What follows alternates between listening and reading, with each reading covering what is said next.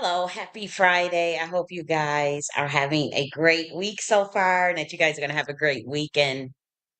And so let me just make sure that everything is good on Rumble, but it looks like it is. And so I do want to say we have some pretty cool topics to discuss today. I do have to say that I have been dealing with like severe interference of my telecommunication devices for all day. And so as you guys you may have noticed that I did start a previous live stream and had to end it because of that interference. And it's been like all day, like with trying to get things done, and so I assume that could be some intelligence agency. I'm not sure, but I mean it's been chronic, like it's like ridiculous, and it's to prevent me from working on the things I've been working on. Some of these advisory executive orders as it relates to our governance and civic affairs department at Nakhti University.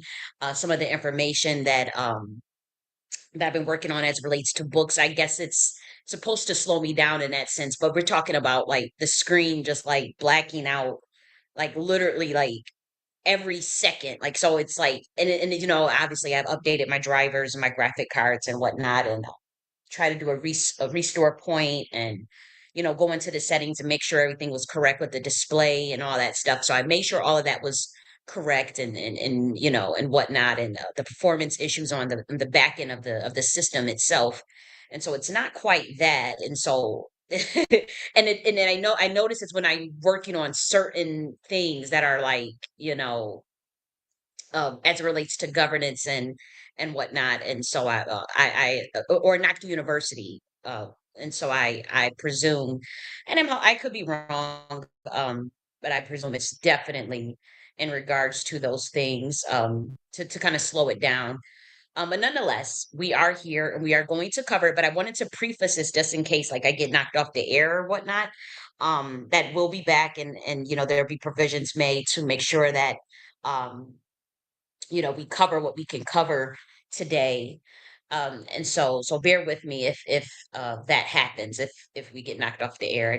That's the reason for me even this giving you that backstory. And yeah, so we're going to cover some advisory executive orders from the Nakhti order. And for those who want to know, like, what is that about, it's a think tank in high society that has several appendages, and one of those appendages is Nakhti University. And within Nakhti University, we have several departments: the Military Science Department, the Governance and Civic Affairs Department, the Esoteric Studies Department, as well as the Center for Sexual Health and Family Planning and Research and Policy Center for Black Americans. And so, um, all of those are appendages of Nakhti University that fall under the Nakhti Order. But the Nakhti Order itself is the Umbra governance of North America, which acts as an advisory over the United States corporation. And so what we do is like simulations and exercises that are at a high level, that are part of workshops and think tanks.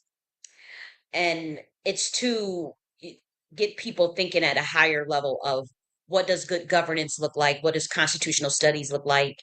We cover esoteric politics. We're not afraid to do a deep dive into the situation. We look beyond the veil. We look at the codes. We look at the signs, the symbols, and we give it straight out. There is no stage theater. There is no deception. It's raw. It's unfiltered. And again, the Nakhti order itself focuses on truth and enlightenment. And what that means is aligning things with empirical evidence, or at least in a triangulation method that leads to evidentialism. And so today, I do have to say the topic of this particular video, we're going to discuss a third and fourth executive order. And it's coming on the heels of what has taken place with what's come to light rather with the army. I'll share it right here on the screen and make sure you guys can see it. Let me just make sure that my sound is good. Just want to I see a comment already. The nuance report is in the building. It read this video is private when I tried to join. Yes, because I had to stop it and start it up again because it said that, oh, we had a hard time connecting with your internet. And I couldn't tell if it was live or not, but my intro didn't play. And so I didn't want to chance it. And so I just went ahead and just restarted the whole entire video again. But it's not private right now because again, this is a whole new stream. And so the other video that was like 14 seconds long, that is private and it will most likely be deleted. I probably should go ahead and delete that because it's going to throw everything off. And that was what it was designed to do, like get people to click on one video. Oh, it says it's private, and then there's another video. But I'm glad to see you here, the nuance report. It's been a minute. I know you've been catching up and whatnot and doing your thing, and so I appreciate you.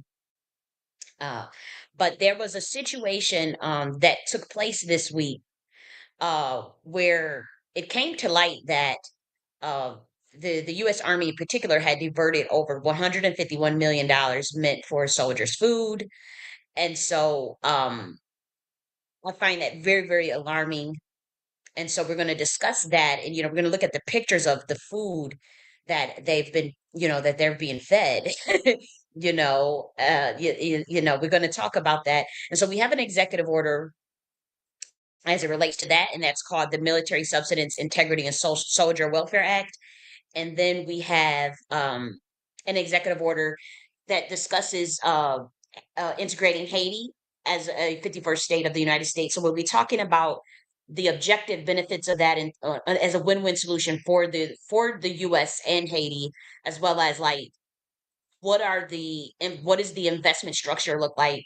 What does the development structure look like? What is that all entail in terms of their resources? How can we help and how can they benefit us? So it's not so much of, playing games, in terms of like, oh, we're going to act like we're developing you and then at the same time undermining you. It's like, no, this is a business relationship, but it's also a renaissance that we're ushering in.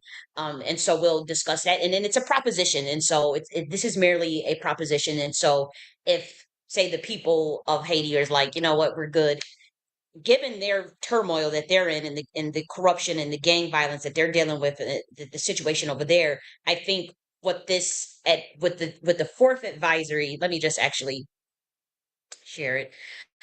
I think with this advisory executive order, I think it would be something that they should consider, to be quite frank. But then I have to lay out my case, and so we're going to go through both of those documents.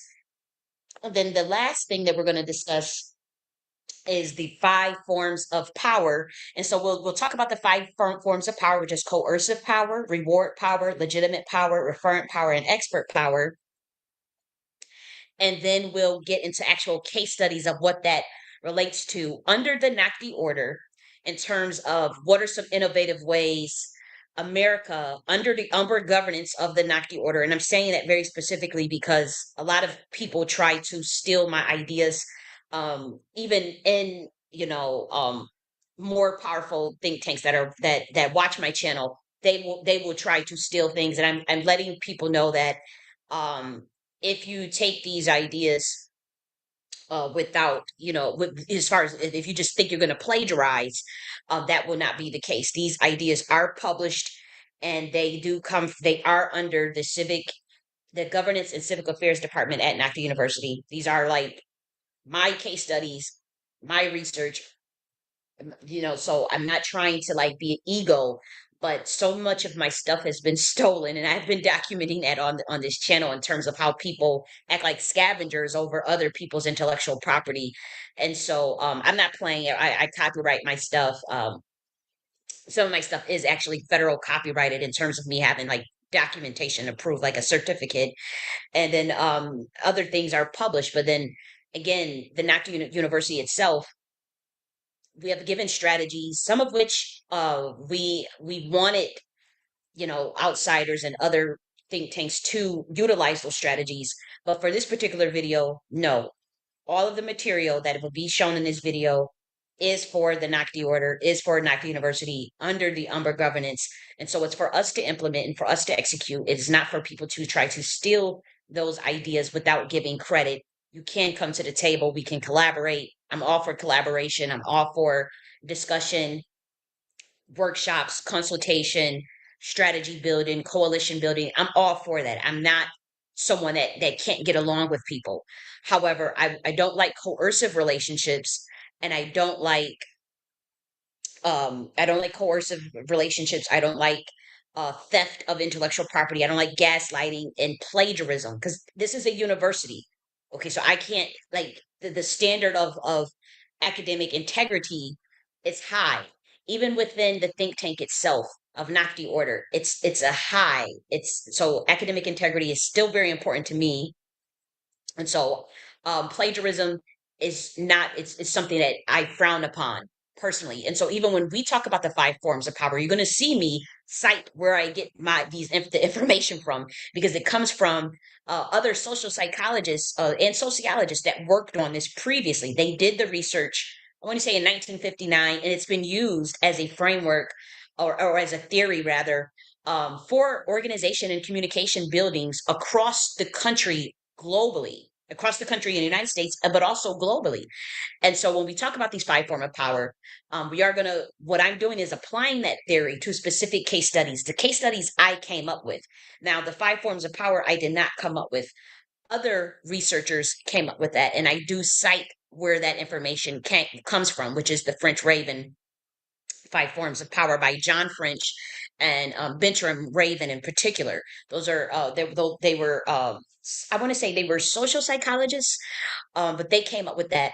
But as far as the case studies, as it relates to applying it to America, how can we sustain power and keep power globally, and then how do you wield power amongst your own American citizens? When we get into those specific case studies for each level of power, um, I do expect, a proper, if those, because these are high level ideas, if those ideas get implemented, I do expect proper citation and whatnot, and to not be plagiarized. Let me see what the comments say. If I'm not ignoring comments. I'm just merely I'm just merely discussing before. Okay, so what is the proper, you are doing the right thing. Even with college papers, we had to have works cited page. Right. You have to have a reference page. And I've written multiple papers. I mean, when I say multiple, probably hundreds and hundreds of papers, written books, and you always have to have a reference page. You always have to have a works cited, whether you do MLA, APA, what's the other one? APA, MLA, Chicago, Harvard style. There's literally a way you cite your work. And so I can't understand plagiarism just so rampantly, and particularly of my work in the Black community. I find it egregious, but it's not just the Black community. We've seen the RNC steal ideas from my YouTube channel, the DNC steal ideas from my YouTube channel.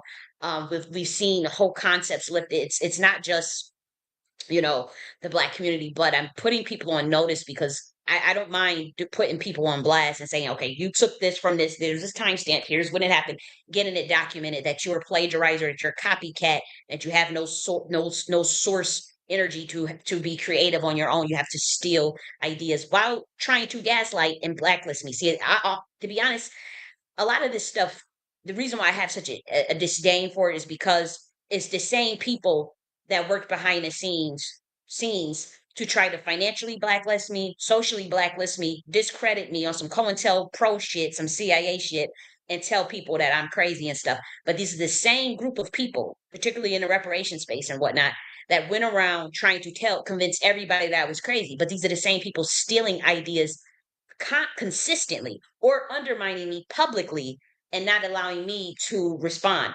And so that we're not doing over here, because I know the value of my work. I know how incredible it is. And so that's why we're going underground in 3 weeks. To be frank, 2 weeks now, because I said 3 weeks last week. And so in 2 weeks' time, we're going to be going underground on Nakhti University. And so we'll do like 1 to 2 hours live. We'll cover some surface level stuff. We'll get deep. We'll introduce the topics. We'll introduce, what we're planning to discuss and whatnot. And if it's interesting to you guys can come over to Nakhti University.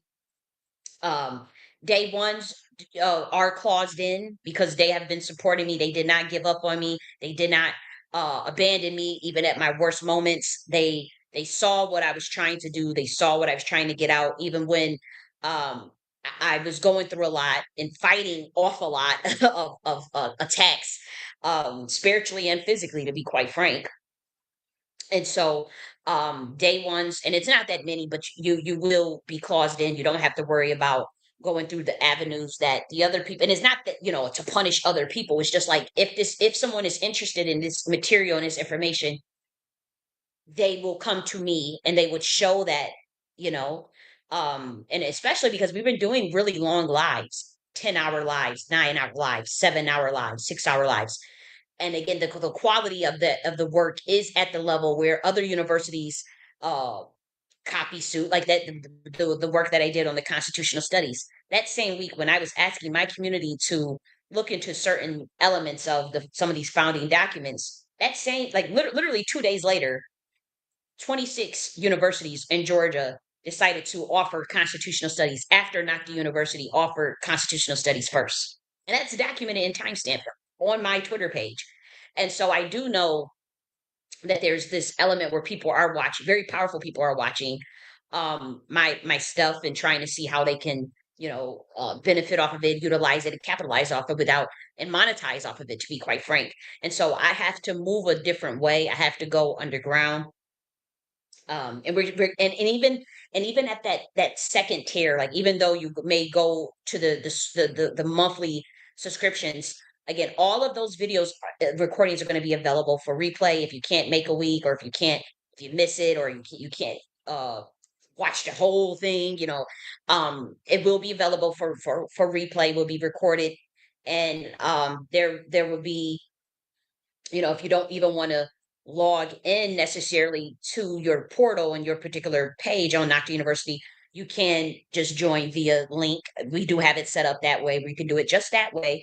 But if, for community building and for familiarity, to start to really build, um, as far as the think tank and getting people involved, you guys can, join the live session. You can unmute yourself and talk if you want, or you could just sit, like how you have we've been doing on YouTube, or on Twitter. You can just watch that way. But it's going to be, on Knox University, we have the capability. It'll be live, so you'll be live, but we can actually discuss things afterwards. You can ask questions. You can unmute, or you can share your screen. You can upload files. You can upload, show me things that you want me to see. I'll be able to, we'll be able to do more. We can do with a whiteboard where you can write and whatnot, and get take notes and whatnot.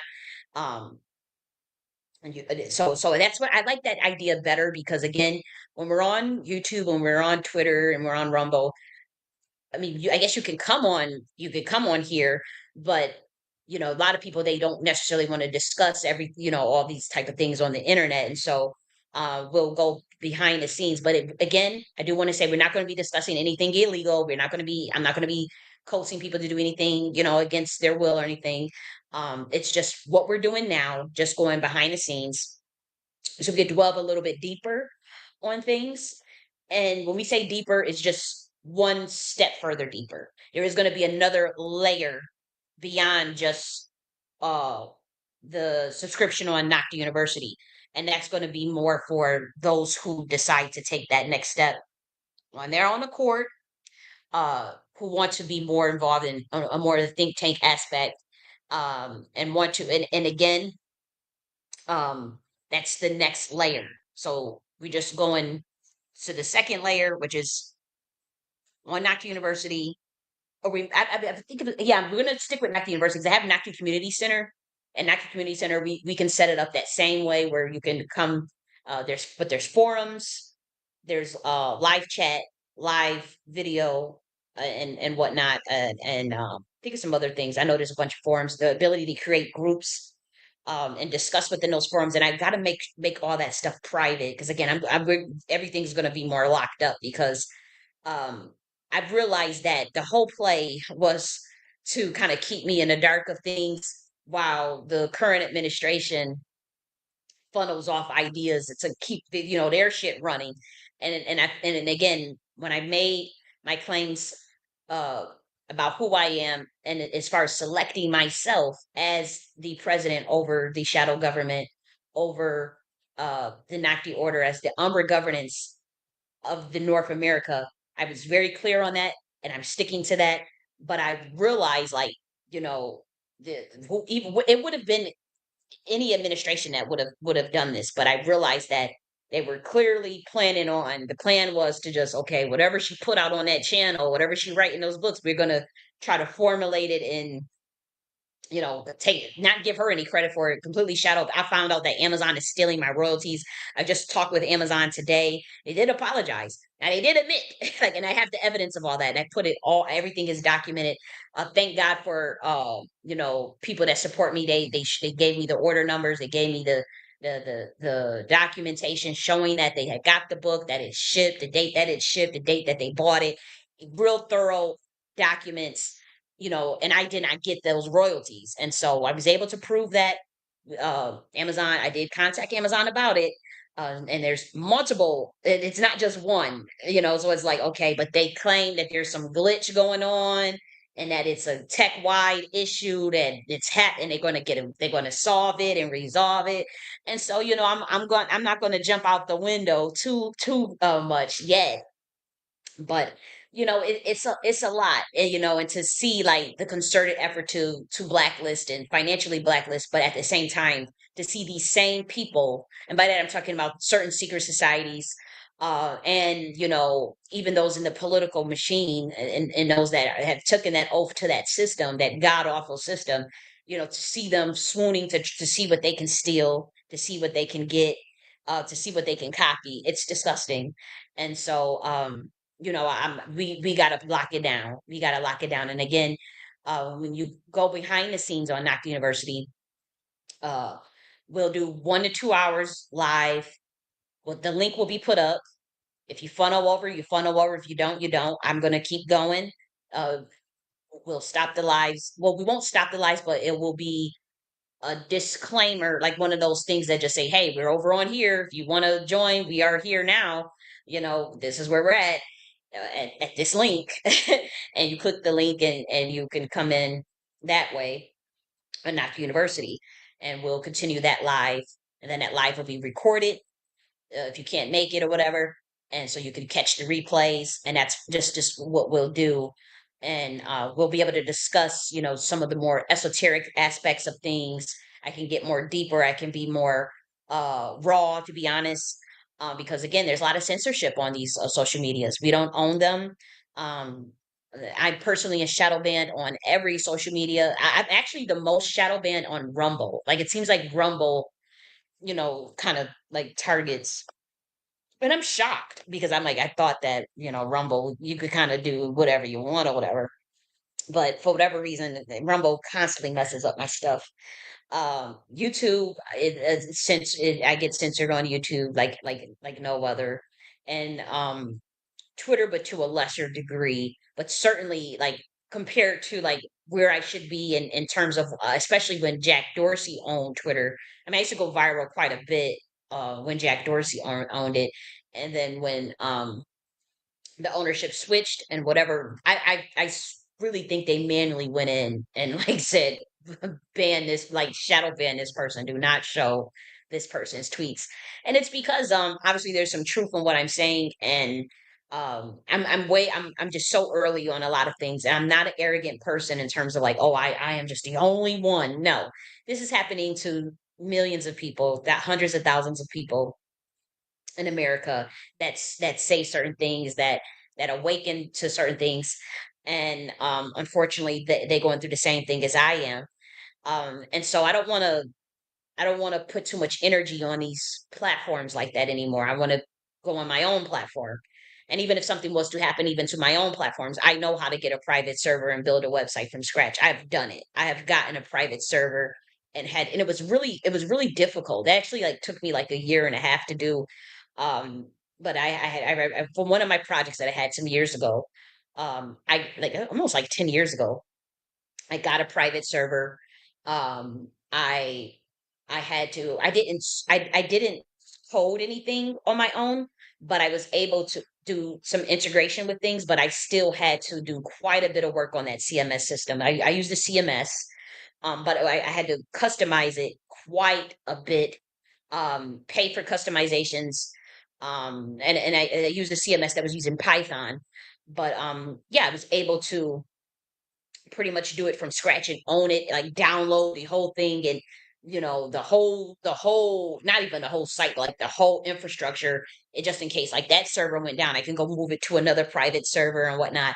And so, I know what to do if things just if whoever just comes after, just like, okay, we got to take this down. But again, I'm not reckless. I won't be saying anything that's gonna jeopardize national security or anything that's illegal. It's just the Governance and Civic Affairs Department, and we're going to be doing more workshops, more think tanks, more uh, esoteric deep dives into the occult sciences and whatnot, because we do have esoteric studies department for the military science department. That stuff is going to be at a higher tier to get to, I do have to say. So that's going to be a little bit separate from what we're doing with these lives. And again, um it's all voluntary, it's all up to you. And so let me look at see what else you're saying, sweetie. I went to look for the post of 19 keys and I couldn't find anything with that date. Did he delete it? I mean, because a lot of these people are going back and deleting stuff, like because it's like it was so obvious that they. But I think I saved it, so if you have like my email, or if I know you're on Twitter, you could probably message me, and I can send you the actual link to that post. But um it was in the details of it was in the video itself, the video itself. But I mean, I wouldn't be shocked if they went back and delete that stuff, because it's embarrassing, because it's clear plagiarism. It's like clear as day plagiarism. And I'm educated at the PhD level, and that doesn't make me better than anybody, but I do know what the fuck plagiarism look like. Like, we know what plagiarism looks like, and it got to be honest to be too ridiculous. It made me really uncomfortable, and it wasn't just him. It's just a bunch of people. And I know it's just the standard for academic integrity, the standard for intellectual rigor in the Black community is sinking so low. It's making me uncomfortable. It's like, I have to speak out on this. Like, I don't fit in, and it's getting too low where anything goes. Anybody just come out with anything, anybody says anything with, and like that. I just like the idea that there is a sort of standard, even if we create our own. We don't have to follow Western standard. We don't have to follow Eastern standard or the standard of old as it relates to the university. But we have to create a high standard. And my standard is, I'm not going for plagiarism. I respect people's intellectual property. I cite my sources. I cite where I get information from with no problem, because it doesn't take away from my brilliance. I can come up with my own knowledge base. I can come up with my own theories. And so I don't feel, it doesn't make me feel any way if I have to, shout out someone else and big up someone else, because I know for a fact, and I'm confident in myself, and I've proven it. I've developed over 15 theories of my own that are copyrighted. I developed my own theories. I've written hundreds and hundreds of papers.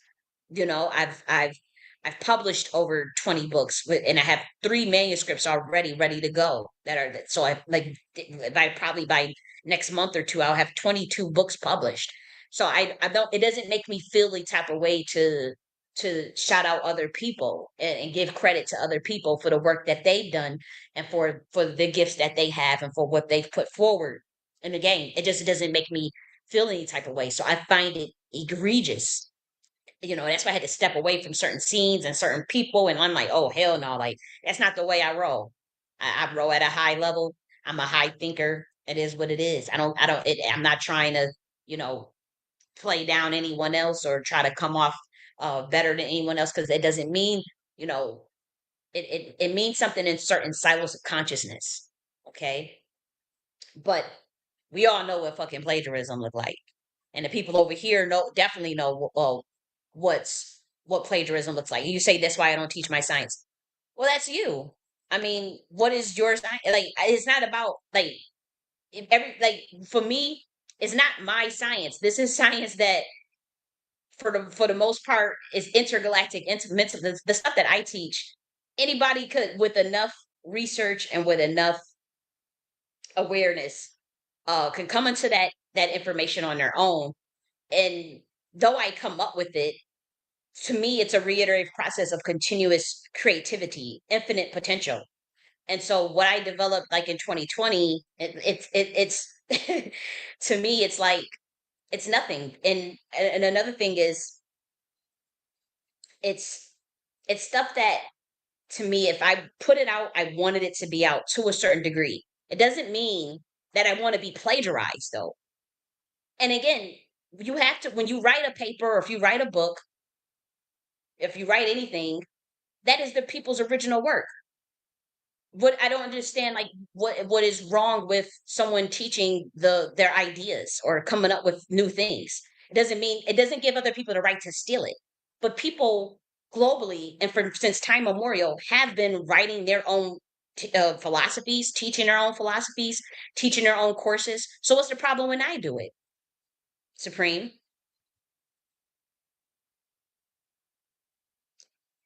You stop teaching and showing. I'm referring to my concepts because I've been a source. I hear you. I don't feel like, I hear what you're saying. What I will say is that God's code is encrypted. God's source energy is encrypted. So if you're a chosen one, like how I'm a chosen one, and I know I'm a chosen one, and so if you're saying like you got to encrypted science, so people, you already know that people watch you and people are constantly trying to uncrack the code, like Samson in the Bible, with Delilah, like always trying to uncrack the code, like what makes this person have so much sauce, what makes this person so gifted. And so what I've come into the realization is that that code or that je ne sais quoi is encrypted for us, for the chosen ones. And for our creativity and our originality, that's something that comes from us knowing that we are connected to, like you said, source. You've been a source player. I'm a source player. We're not NPCs, you know. But as far as, teaching my concepts, I don't mind it because I do understand, like, the precipice that we are at. So my thing is, I don't like how people try to steal. That was my thing, and I underestimated the the lack of integrity that other people have. Like, I think if we lived in a world where people didn't have insecurity, people wasn't so jealous, people wasn't so, people could collaborate and share ideas and motivate people and get credit for what they do. So what the problem is on this planet is that they don't want to give credit to like source players. It's like, oh, we'll just it's a system that is, to be honest, very low governing to me, satanic to me. And so they don't, it's like to steal, copy, mimic, because they don't have that source. And so I'm realizing that. And so that's something that I take accountability for. Like I understand now is, and right, and like you said, it's not paying with you is not paying homage, right? And so like when you probably have all your ideas you come out with, and then people don't want to pay homage, and with me, like I've always paid homage to people, and so I don't understand that, and it makes me uncomfortable because these same people are the same ones that act like they are spiritual, that act like they are part of the spiritual community, act like they got occult knowledge, that they are enlightened, but they don't have no problem stealing other motherfuckers shit because they don't have that sauce, and it's just annoying to me. And what I would say, for those of us that are source players, is that we know that God's code is encrypted, but we also know that there's this infinite configurations of creativity, of momentum, of information that we can synthesize consecutively, like just like, and I wish I can explain like how I'm trying to explain it in more simple terms, but like it's just infinite ways that we can come up with concepts, come up with ideas. There's infinite ways to reconfigure even my own science. Like whatever I gave out is nothing to me in my eyes. Like if I gave it out, I wanted it to be out. I didn't want it to be stolen though. I didn't want it to be plagiarized. That's my only thing. I didn't want it to be plagiarized, but it was for people to use. But for people to come and take those ideas and say, "Oh, act like they came up with it." That's the problem. But all this science that I gave out, it was to help people. It was to help motherfuckers. That's it. But my issue was when people try to act like they came up with it. Oh, I came up with this. Or go and literally copy and paste or copy, and try to act like they came up with it. But they can't explain those concepts and they don't know where to go with it. And when they try to take it somewhere, it goes botch, it goes nowhere because it's not their shit. And so that's the nuance that I'm getting at. I have no problem sharing ideas, discussing things, talking about things. I don't like when someone thinks it's okay to plagiarize my shit, steal my shit, and say that they act like they the ones that come up with it. It's my science is constantly reconfiguring and reiterating. And so it's never gonna stop. It's never one thing. We work with God, like we come from the mind of God. And so it's an infinite. This is something that never stops. And another thing is that stuff has to get updated. Stuff gets outdated and stuff gets updated. Like even with the Nakhti philosophy that I came up with in 2020, I have to update that. I literally have a Nakhti philosophy 2.0 that's built on probability distribution science and entropy. I cannot even publish that stuff right now. And I probably won't anymore because I do know that they're trying to get to Mars and shit. And I don't want to leak out nothing accidentally. Well, I do know some of the systems that I know of. I wouldn't put in that particular book, but a lot of the times I'm in conversation with the creator. Like, okay, can we put this out? Is this stuff that can be taught? And most of the time it's a yes. Most of the time it's a yes. If it's a no, you don't got it. You don't have it. It's not out. I'm not talking about it. And it's a lot of stuff, believe it or not. As much as people think, oh, she just girl and went out and blurted all of her signs. Let's go take it. You're not able to do anything with it because like the way we think is if I want to change the literal laws of I'm getting too deep. Let me go back because the people ain't gonna understand that. But if I want to outdate something on my own and reconfigure that binary code, actually, I don't even use binary code to program computational algorithm.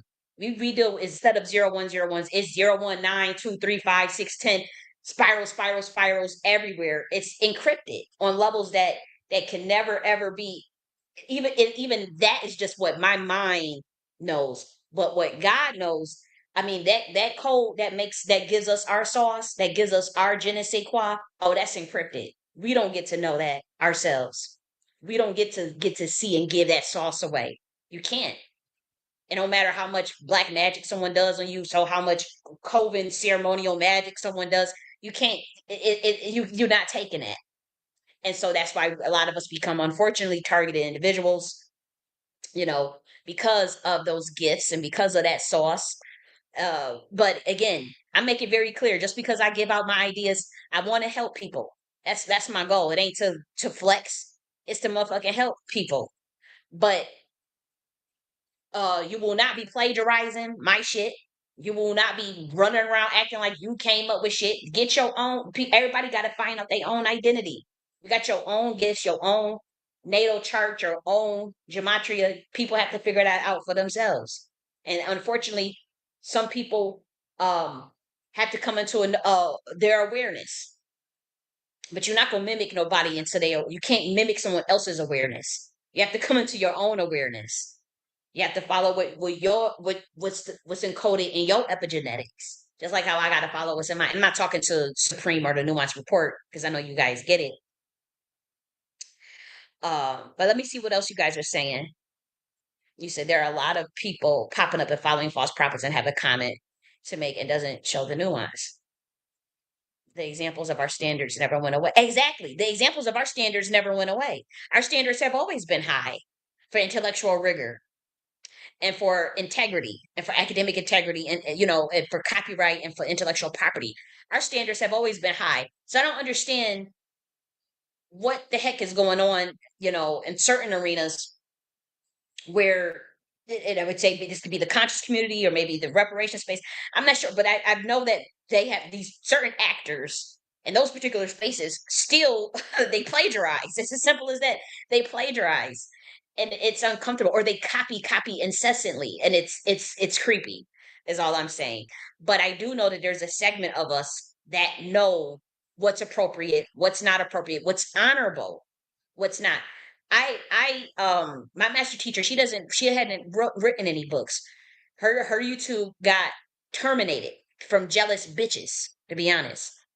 And so when I wrote my book, and I know that she was one of my teachers, I just had to dedicate the whole book, one of my whole books, to her, and publicly state this is one of the people that influenced me. Because she didn't have, like, if I wanted to just steal her whole thing and be like, cause she ain't got no book, she ain't got no YouTube channel, she was underground, she was always underground, and I didn't do that. I still said, okay, I'm going to dedicate this book, one of my books, to one of my teachers that I know, um, you know, uh, inspired me. I know that they inspired me, and it just wasn't nothing to do that. And it was really, this is a person that has no books, and so it would have been really easy to just go and steal all, and I just didn't feel comfortable with that. And so when I came on the scene in 2021, amongst like groups of black women and whatnot, and teaching, particularly on on different mediums, I made it clear that a lot of my teachings are inspired by such and such, by you know this person or that person, and it's multiple people. But I've even shared that on my YouTube channel. But I also have my own sauce, my own ideas, my own books, my own theories. You know, but you're right. The examples never went away.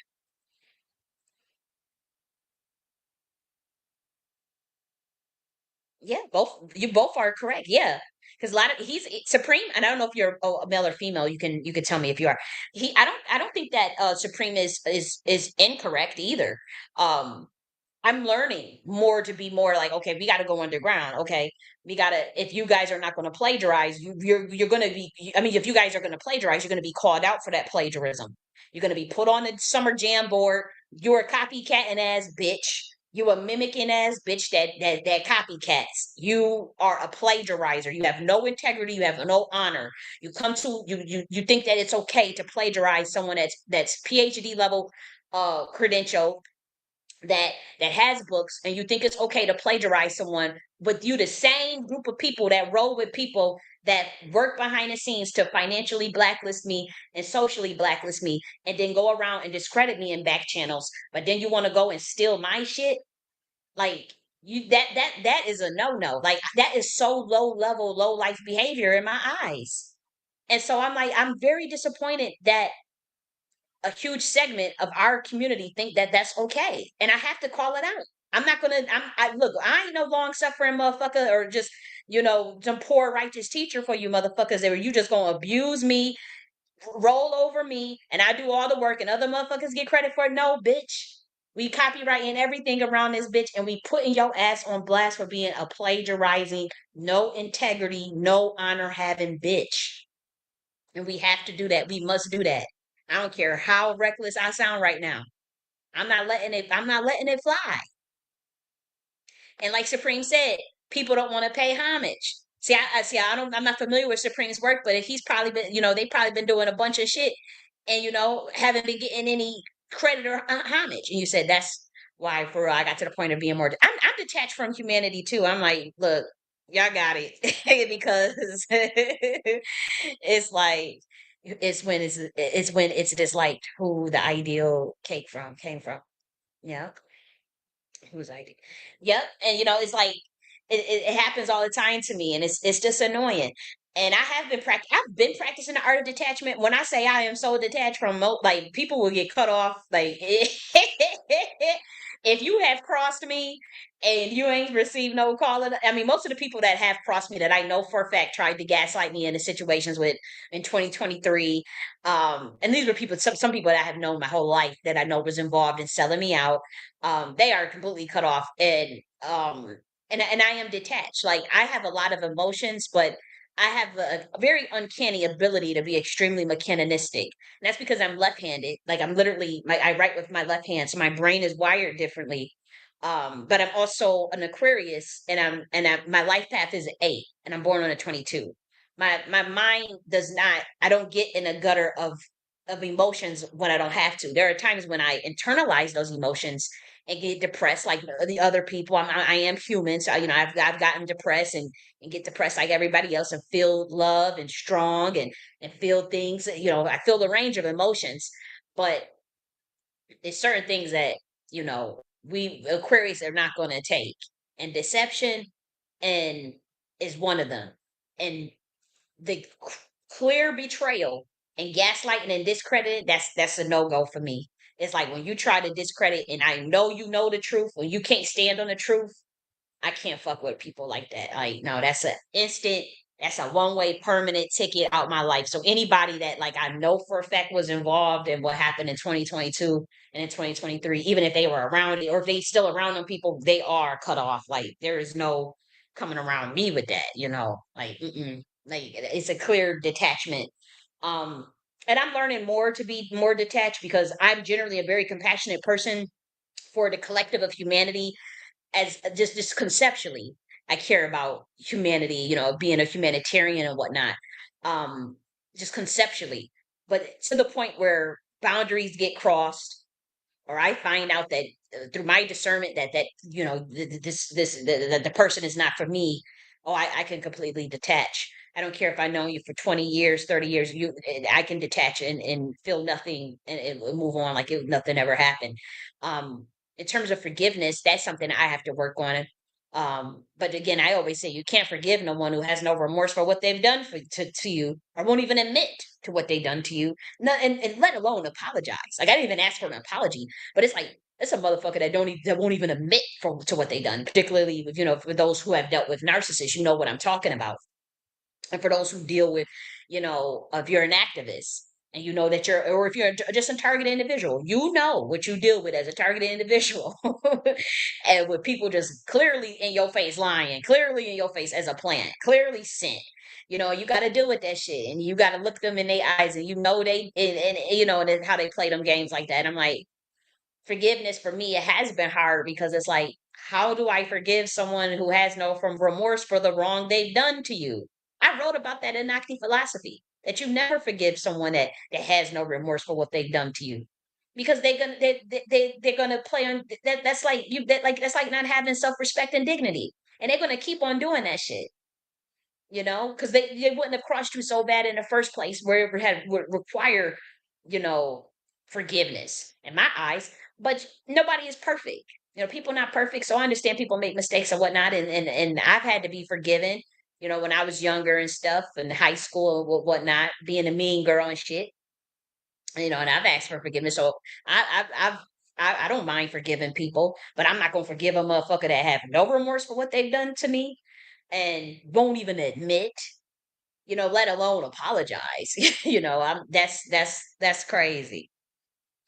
You know, Key is like they more still more updated my ideas become because the subconscious creates more complexity so they can run exactly supreme. That's what we saying. So you on the up and up. You understand some shit. You already know how when someone steal your shit, your mind instantly goes into configurations and your super brain computer of infinite intellectualism, infinite God consciousness, and you already know that it's going to create more complexity, so they can't run with it. Exactly.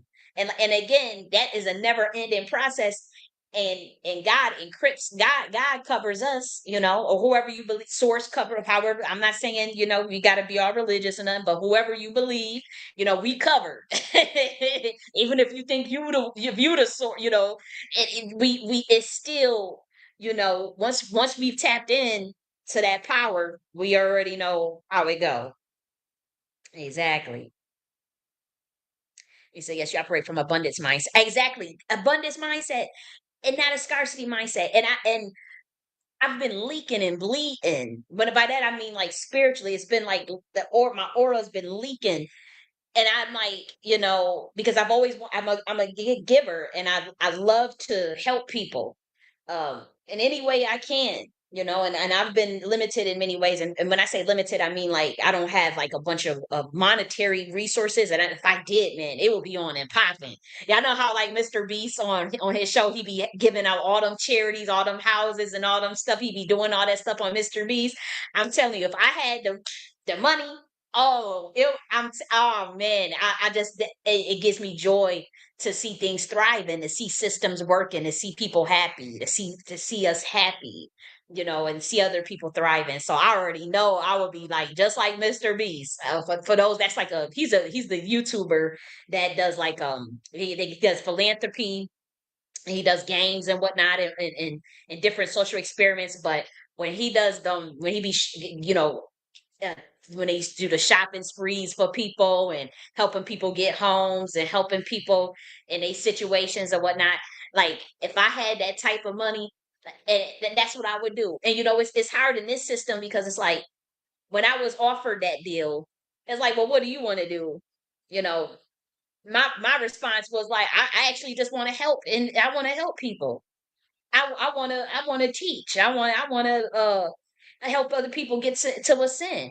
And it's like in this system, it's like, wait a minute, no, like, dude, like we asked you, what do you want? So that means you give us a number, like a monetary number. What do you want? Like, how can we help you? What do you want? And it's like, I didn't ask for that. The first thing on my mind was like, oh, I just want to be able to help people in these. It's like, bitch, this is the Baphomet system. We ain't thinking about none of that stuff you're talking about. All we care about is money. Okay. So you don't fit in our world. You don't fit in our algorithm.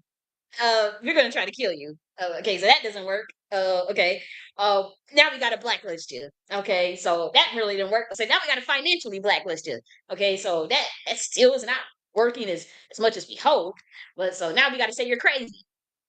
Damn, it's a lot of people that really is not buying that she's crazy. So they go to the next level, and it's kind of it's kind of amusing to watch. But like I said, God gets the glory. Um, and we chosen ones, and so like we on our last lifeline. A lot of us, I mean, when I say lifeline, lifetime, this is like our last reincarnation. We damn near didn't have to reincarnate this time. We decided to come back. We chose to come back. We got our package deal. We pick and chose what some of the events that was going to happen. Some things we did not. Sometimes we wanted that surprise here and there in our little broadband latency, our little broadband video game. But yeah, it's always interesting. But yes, operating for the abundance mindset, that's to me is so important. That's always been the key for me. Like, okay, I'd rather operate from an abundance mindset than the scarcity mindset. But I do have to say, sometimes, you know, I understand that of having lack as far as reprogramming my mind around the money blueprint and money itself. I know I could work on that, but I know if I had what I want to have, not that I wish, but like if I was like on that Mr. Beast level, man, it'll be all types of intentional communities and community gardens and parks and shit and schools. It'd be schools. It'd be all types of tech centers and holistic health clinics for women, all types of that. I would have community centers that have these youth dancing. We may look at some youth dancing. I don't know if y'all remember the Walla Cam from Chicago in the hood. I grew up watching that shit. I wanted to kind of infuse, the airways with that energy again, because that was some decade ago rather. So I was thinking, we may get jammed to some Walla Cam because I really, I like to big up the talent that gets written off, or the talent that gets discarded is looked at as like, oh, that's the hood, or that's that. With me, I grew up watching Rap Battle, Queen of the Ring, King of the Dot, was it uh obviously Smack URL, all them different rap leagues. I grew up watching that shit. Queen of the Ring, that was my shit. You ain't gonna tell me 40 bars. Shout out to 40 bars, Torito, all them, like, Farrah Funeral. I'm telling you, that was my shit growing up. Like, and Babs, of course. So I like that raw energy of raw talent, especially like with Black Americans. It's raw talent, unfiltered, uncommercialized, unmainstream. And so that's why I like Wallacam, with Ladybug and Queen Fifi, and when I think of that level of talent that doesn't make it mainstream, because and I can see the source on them. And I know why it's happening. So because like I mean the power, and just it's some people that they can't see in themselves, is amazing. And to watch other people's gifts. And so when me growing up watching like Walla Cam and stuff, I didn't judge it for like, oh, that's some stuff in Chicago in the hood and the underbelly or whatever. To me, I looked at that as like, this is raw talent from Black Americans showing their gifts and teaching me how to, I mean, that dancing, I mean, wow. Whoa, I mean, you gotta really know how to move to, to do them type of dances and stuff, and be in tune with rhythm, be in tune with the universe, the way they bodies be moving and stuff. And I just like to see like, that raw creative talent. And so we might do some Walla Cam today. Thinking of, just thinking about it. We might do some damn Walla Cam. Yeah. And then nuance person, we when we own our own stuff, yet get a finger wag from someone and deny yourself. That's what I'm saying. Nah, right. Like, no, you ain't about to finger wag me and gaslight me. Like, no, that's not how it works. But nonetheless, let's go to I mean, it took me about an hour just to get into that, so forgive me. But let's get into it now as far as what we came to talk to really discuss, which was these and not the advisories, executive orders, which are our simulations. Matter of fact, I was supposed to download these and upload them, and let me do that now to so you guys can have the access to them, and so you could see where it's because we may skip through some of them, not some of them, but some of the information in the document. But at least you'll be able to see like for yourself where it's uploaded, and let me show you that right here. So let me just make sure that it's still sharing. Okay, so we're gonna upload them to this folder. When you go to this folder, you click on the Nakhti Order, Governance of North America, click there, and then you go to Governance and Civic Affairs Department at Nakhti University, and then you go to um, Advisory Executive Orders, Mock Simulation Exercises.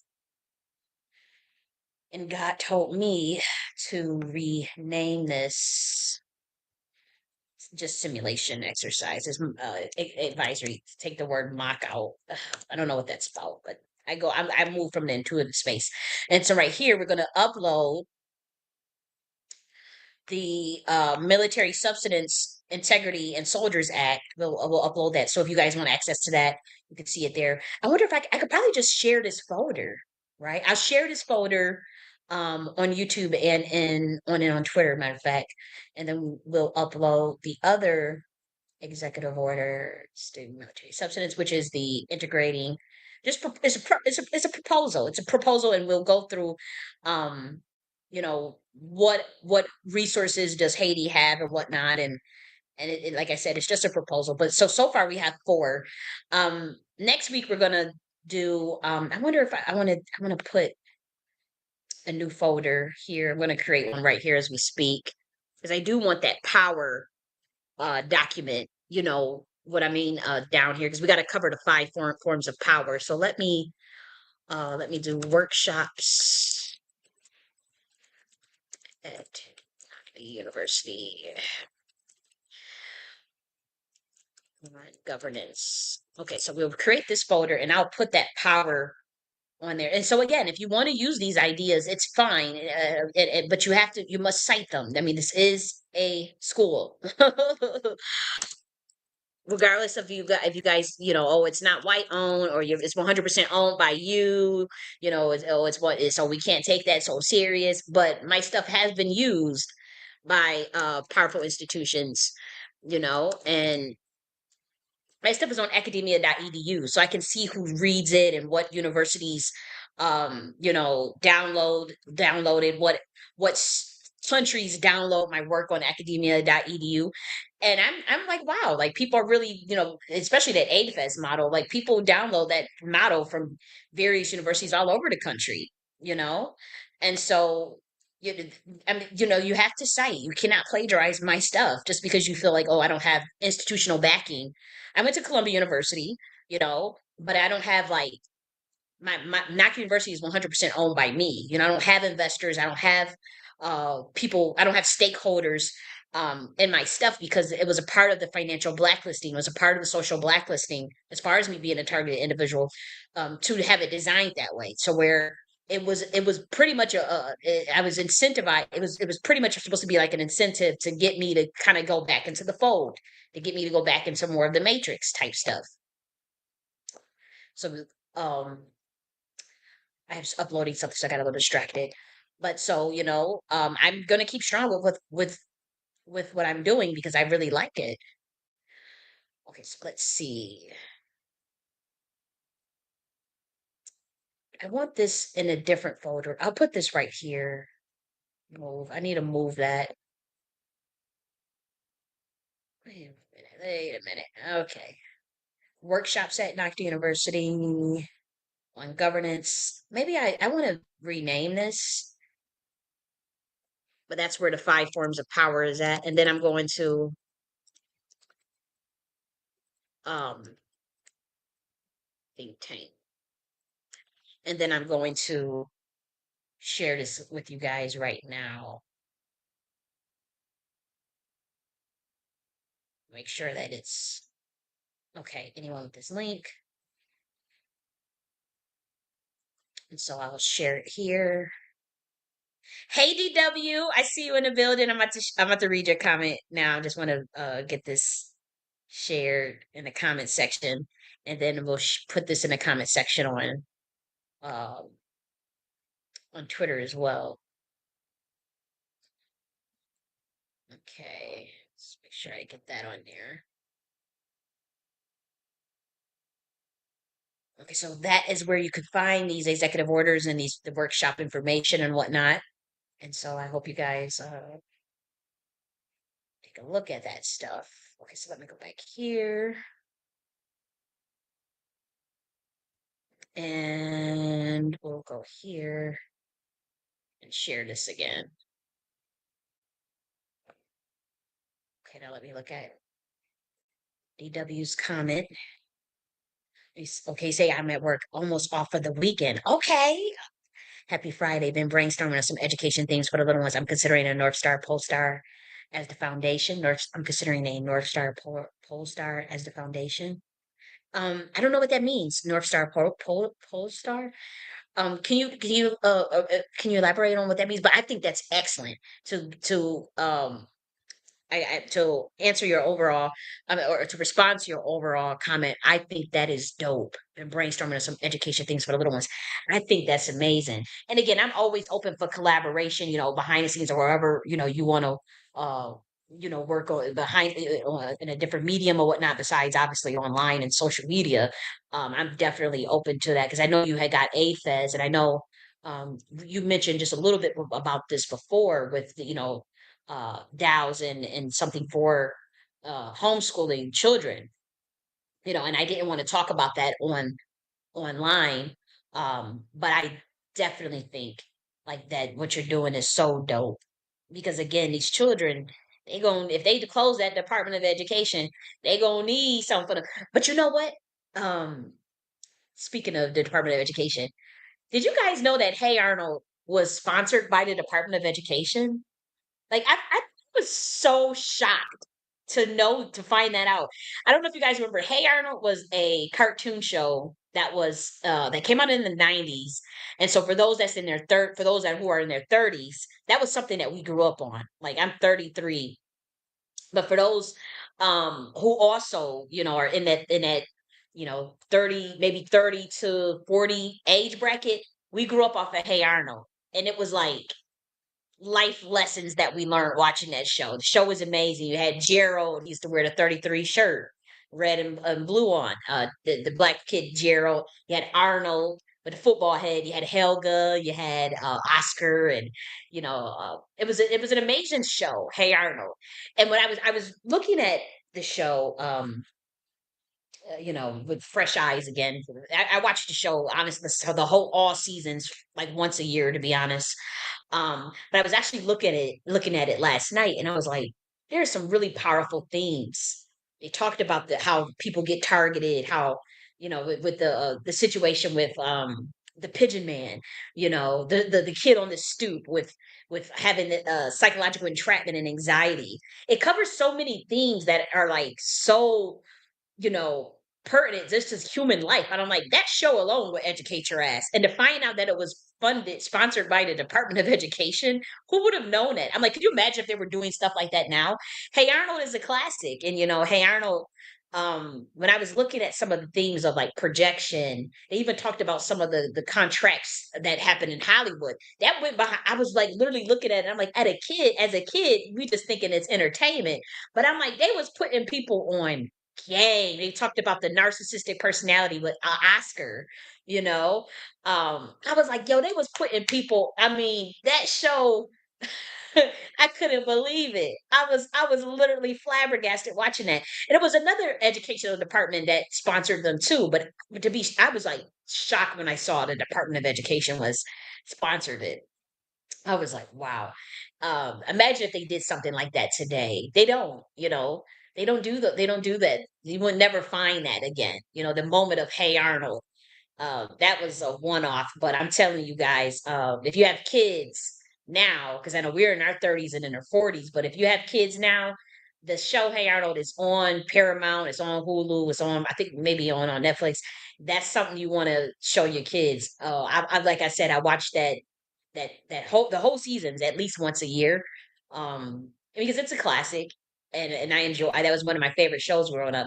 But in terms of like the themes that you'll learn, and then it's like it doesn't have that element of subliminal programming.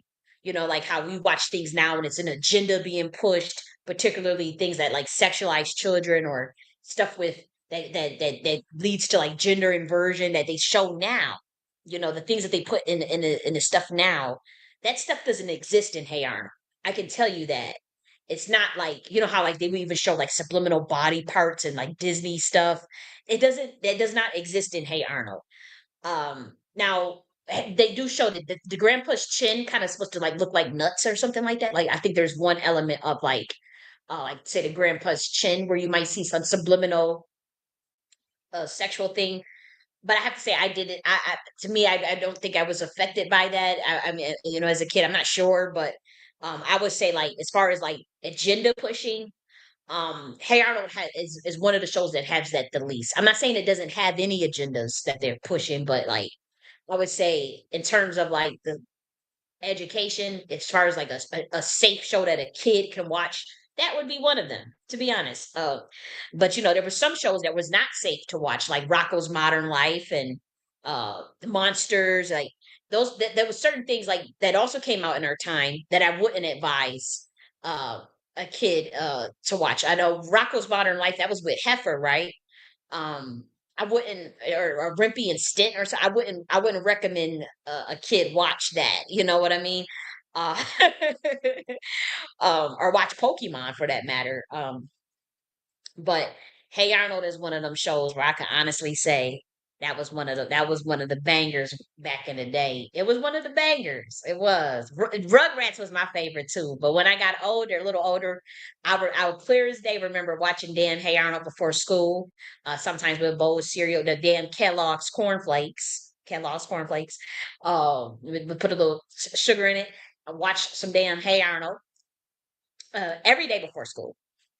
And then again for those that's coming in late, I was shocked when I to find out that the Department of Education had sponsored AR. I was like, whoa. But okay, so you said the pole star is associated with the universal love symbol of a swastika that was incepted by, oh wow, okay, by the Nazis. Okay, okay, so now that I'm familiar with the swastika. I didn't know that was also referred to as the pole star though. So I learned something new every day. And that was a symbol that was, I thought that came from India. Are you familiar with anything about that symbol as it relates to India? Is that true that it originated in Ethiopia and in India? Do you know if that's true? And he said, I am 26 and I'm considering all this for my future children. I don't have any babies at this moment aside from my goddaughter. Oh, wow. See, I don't have any children either. I do consider my nephew my godson, but I did raise him. I helped raise him in his formative years and before I moved to Georgia.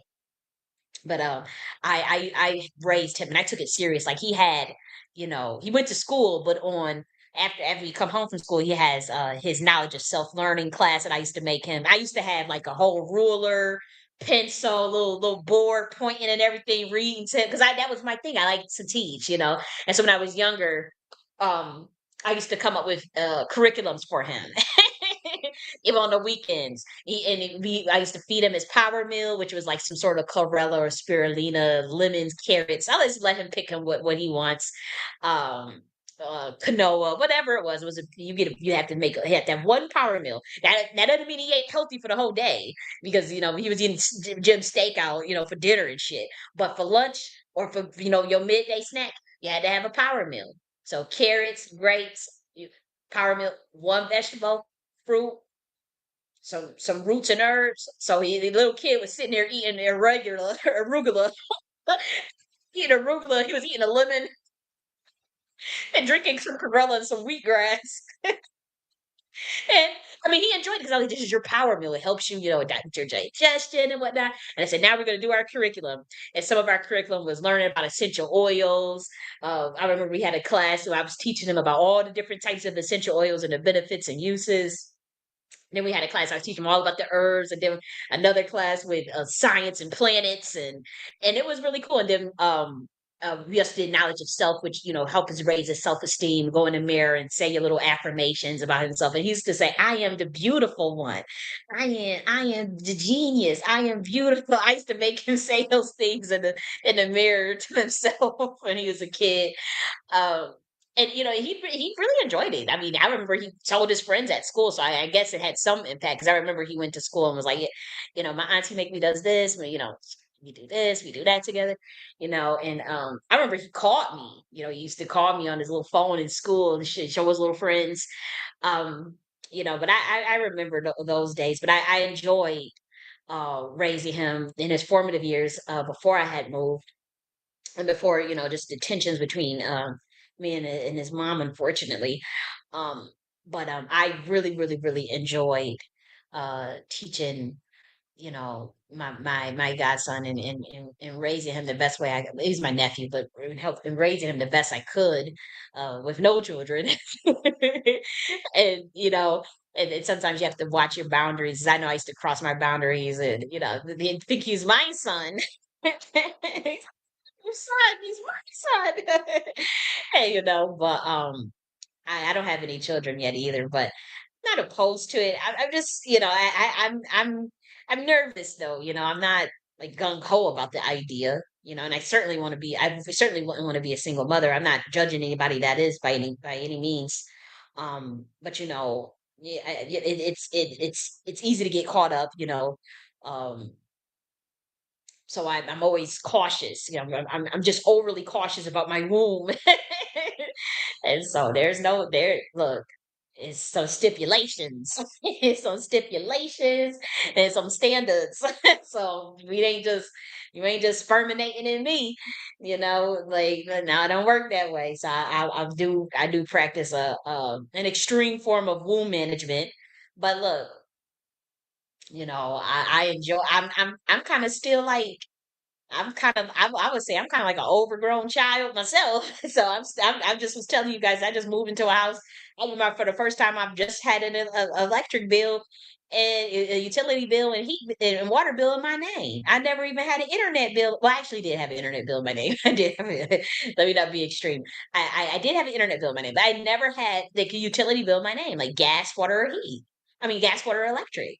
I just had my first electric bill. I told you guys I opened that email and I saw that price that I had to pay, and I was literally like, like Fred Sanford from Sanford and Son. I was shocked. I was using $25 a day, and so within 3 days, I said I got to get this thing down to at least under $5 a day. So now I'm under $5 a day, with the exception of the last 2 days. It was like 22 degrees. I mean, come on. But like I was at $25 a day. So I didn't even know what electric bill cost. I had to go and find a way to get lawn care. Never know how to get lawn care. I had to do my own pest control. Had to learn how to do pest control. I didn't know anything about Gentrol and you know um these different baits or those different pest control things you could buy. I could pay for pest control, but I want to do it myself, to be honest. So I just Googled in a forum of by other, by people that actually do pest control, like what do they use, and just bought those same things, as well as like diatomaceous earth and whatnot. But excuse me, I'm doing like everything like for the first time, like growing up still. So I don't feel like I'm not selfish enough to have children like right now. I don't feel like I'm mature enough. As advanced as I am in other areas, like in certain areas, I'm underdeveloped in more of the domestic area in terms of like what other people are well advanced on, like people that people know how to drive. I don't know how to drive. I do have a permit. I did go to driving school, but I don't know how to drive, you know. um I know the basics, but so in many ways, like I feel like I'm still trying to catch up, like definitely a late bloomer, I would say. um I spent uh time, doing my own thing, writing books, living in my own little bubble. Um, I was trying to start different businesses and stuff, and I used in many ways. I stayed in school to help me with to be able to focus on businesses and focus on how to figure this thing out. I did not know I was being financially blacklisted and sabotaged until 2023. Yeah, to 2023. I had no idea.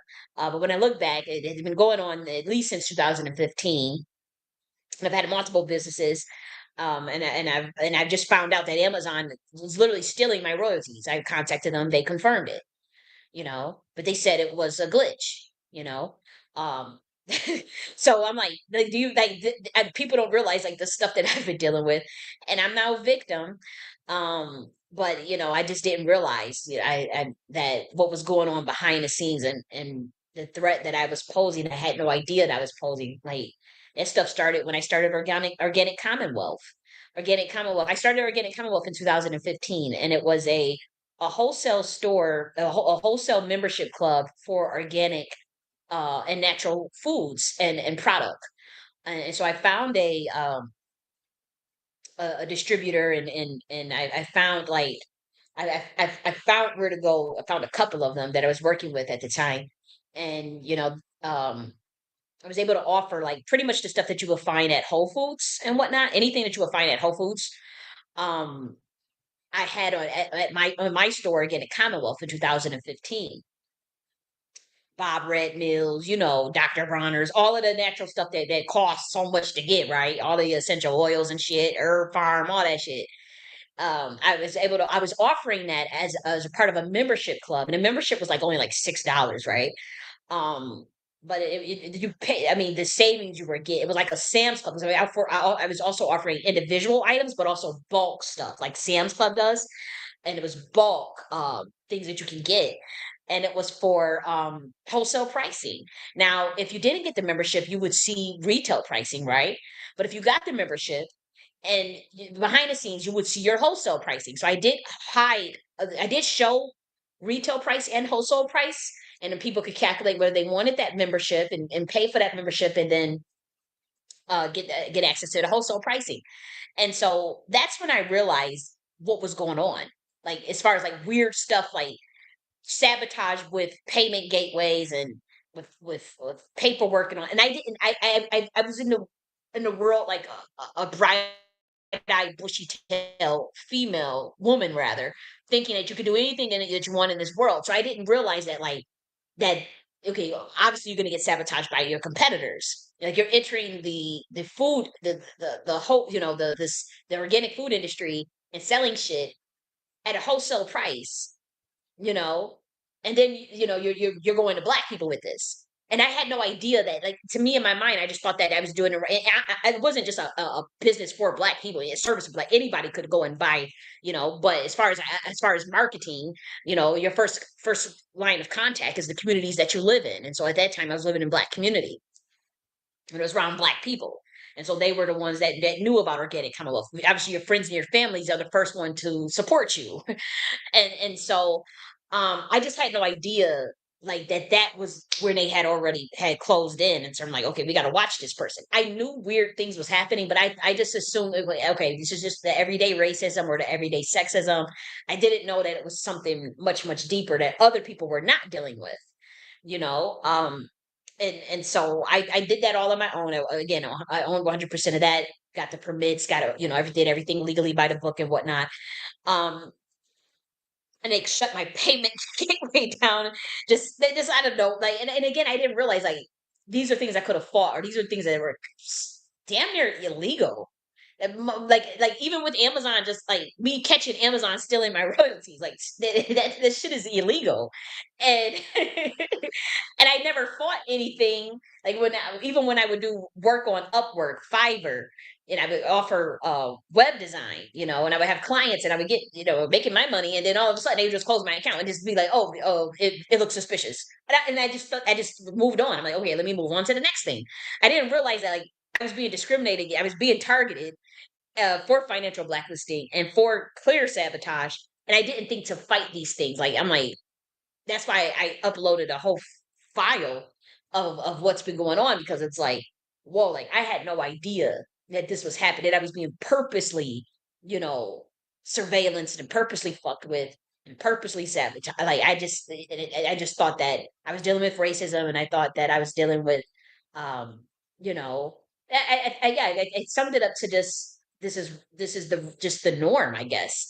But now that I, am aware, and I'm looking around, and I'm seeing, like, okay, this was very concerted, especially, you know, when it got progressively worse as I started to write books, as I started other businesses. I realized, like, um now there's like poison attempts, or assassination attempts, like DEW stuff that targeted individuals know that we deal with, organized stalking. And that's when I realized, okay, said, okay, that's especially getting into reparation space, and that's when everything kind of, you know got to a hill, I guess.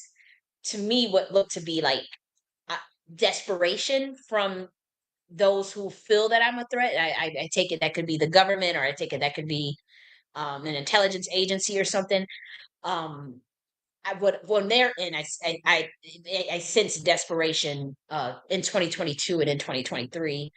um and so, you know I shared who I am, even spiritually, and talked about things and released information, just to kind of get the record straight. Because and again, behind the scenes, I talk with enough people to where they know and I know what this is really truly about, and they tipped me off. I've been around enough people who given me enough code, and I'm so grateful for them. Um, for me to understand what this was really all about, and I said, okay, and it's spiritual, and then that's when I'm like, okay, I get it now. But, you said, to get back on point, DW, I understand. You said, I don't have any children. I don't have any either. I'm tangential, guys, forgive me. And I'm on one. It's Friday, and I'm still trying to figure out, like, what are we gonna do for our Freaky Friday party? Like, are we doing Walla Cam, freaky music, Walla Cam, freaky dance, shouting out Queen Ladybug, Queen Fifi? That's the stuff I grew up on while I came in Chicago. Even from New York. It's hood shit. I love it. I love it. That's that good Black American energy, raw and unfiltered, untouched. We might tap into that, or we may do some, Royal Black American music playlists. That'd be like Kendrick, Kendrick, do some little bit of Kendrick Lamar, a little bit of Jay Z or whatnot. I'm trying to think of doing that, or do I actually want to do some of my Sanskrit music? Because I love Sanskrit, for you guys who didn't know that about me. And that I have to say, I was leaning more towards that, but that's really heavy and spiritual for me. Just like how I feel about gospel music, how much I love gospel music. That's how I feel about Sanskrit music. And it's not something that I just jumped on. This is something I've been doing for since I was like a 18 years old, with listening to like Jay Utah and different popular Sanskrit mantras that I love. But Jay Utah is one of my favorites, and I was introduced to him when I was 18 years old. And It was by another Black American, by the way, the Black American who was living in India at the time and would go to like this mountain in India and do yoga and dance on top of this mountain. And she would listen to Jay Utah. And I said, "Who the hell? Like, who is that? I love that song. I love that. What? Tell me who that is." And she sent me. She said, "Oh, it's Jay Utah. Mooney, Mooney, Shaka Mooney, Soha, Mooney, Mooney, Maha, Mooney." And I said, I love that song. I gotta buy it. I bought that whole album at the time. Jay Utah, they still had CDs, on his website. I went and I bought it, and man, oh man, it changed my life. I went and listened to all the songs, and I really got into the different Sanskrit music, and that's like how I feel about gospel. I feel the exact same way about. I favor gospel more because that's something I grew up as a baby, like 5 years old, and I was introduced to Sanskrit music at 18.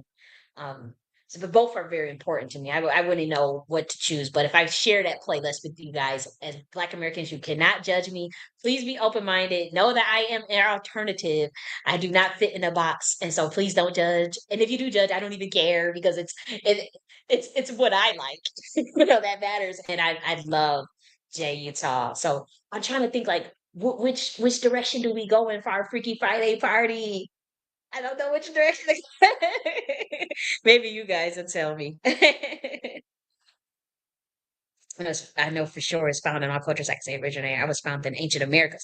Okay, it was also found in ancient America. She's talking about the America Swatsik. DW is UK. He said, I've been pregnant before, and I would say the most important thing to know is yourself and your baby daddy. Okay. Wow, I've never been pregnant either. Wow. I understand. He said, I was just watching Queen Fee. Her movement, pure raw. Kundalini. See, you yes, girl, Queen Fifi, Queen Fee. So you know about her. Oh, I'm so happy to find somebody else that know about them. See, now you make it. See, we're gonna do Walla Cam, Black Americans. We doing Walla Cam for our Freaky Friday party. Yep. Shout out to Ladybug and Queen Fifi. And it's a couple of other Mariah. I remember Mariah, but I have to say Queen Fifi and Ladybug, they was the cream of the creme. And it was, and Wanda Kim, I liked the only thing I didn't like was when they used to try to do dark skin, light skin against each other, as far as like the dark skin, light skin dance competition. I thought that was tacky. And of course it would be a male behind that shit. It was a man that, put that all together. Cause I was like, women don't think like that. So I'm like, who is making these young ass, I mean, they were grown, but I'm like, who is making these women doing light skin, dark skin? No, we don't do that. And so I that's the only thing I did not like when they started doing that. But other than that, I like that they provided arenas for the youth, Black American youth, to get that energy out and dance raw, unfiltered, uncut, whatever way you wanted to do it, male and female. I really love that about Walla Cam. And if, like if I ever get like a community center that's brick and mortar, I totally would. I would want to bring that concept back, with letting these youth do their little dance thing, their little dance offs and stuff. Because dance is so important to me. Like, I think it's so important, as a medium to express the soul, And so I would love to see the youth and people just good dancers. You got Sierra, you got your Chris Browns, you got your Michael Jackson. I just like to see just good dancing. I admire people that can dance. I really do. I admire the hell out of people that can do them little Michael Jackson moves like Sierra. Sierra is so underrated as a dance. She's one of the best in the game. She's one of the coldest dancers to ever grace this planet. Sierra, she really is. But she's a woman, so people say like, "Oh, okay." But she could top Michael Jackson. She up there with Michael Jackson, James Brown, and Chris Brown. She's totally up there. But I don't I'll debate anybody on this. Sierra is at the level of Michael Jackson dance skills. Yes, she is. Yes, she is. Yes, she is. Matter of fact, we might play some of her stuff too. I like Sierra. Yeah. So let me guys, don't comment no more because it's gonna distract me from what we came to do. But yeah, we're gonna do Queen Fifi and Ladybug tonight and do some freaky freaky music for Freaky Freaky Friday. Yep. Okay, so let's start. The executive, the Executive Order 2025 dash 22, the Military Subsistence Integrity and Soldier Welfare Act. Okay. So we got Amaruka, land of the great plumed serpents in Turtle Island. And so a lot of indigenous tribes of America, they see America as Turtle Island. And then some of the other indigenous tribes, we see it as the land of the great plumed serpents. Okay. And so I'm rolling with the serpents. Okay. But I love turtles too. I love turtles too.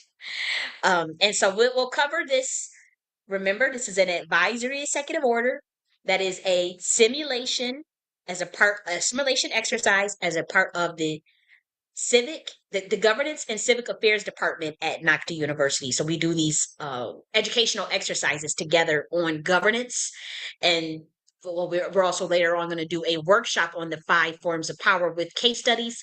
And earlier we had a whole conversation about not about me being very much against plagiarism. So you cannot plagiarize my ideas or my concepts. You must cite as you would at any other university or any other scholar. And so there's no plagiarism. We have high intellectual rigor standards over here and high academic integrity over here. I cite as well and to give references as well. So let's start. So the investigative report that was released last week, if you guys didn't see it, it revealed uh, a significant misallocation of funds within the U.S. Army's Basic Allowance for Subsistence Program. Okay, so there's a Basic Allowance Subsistence Program. So I'm going to share this again so you guys can see what I'm talking about. And so this post and the articles surrounding this post is what led me to create this mock executive order.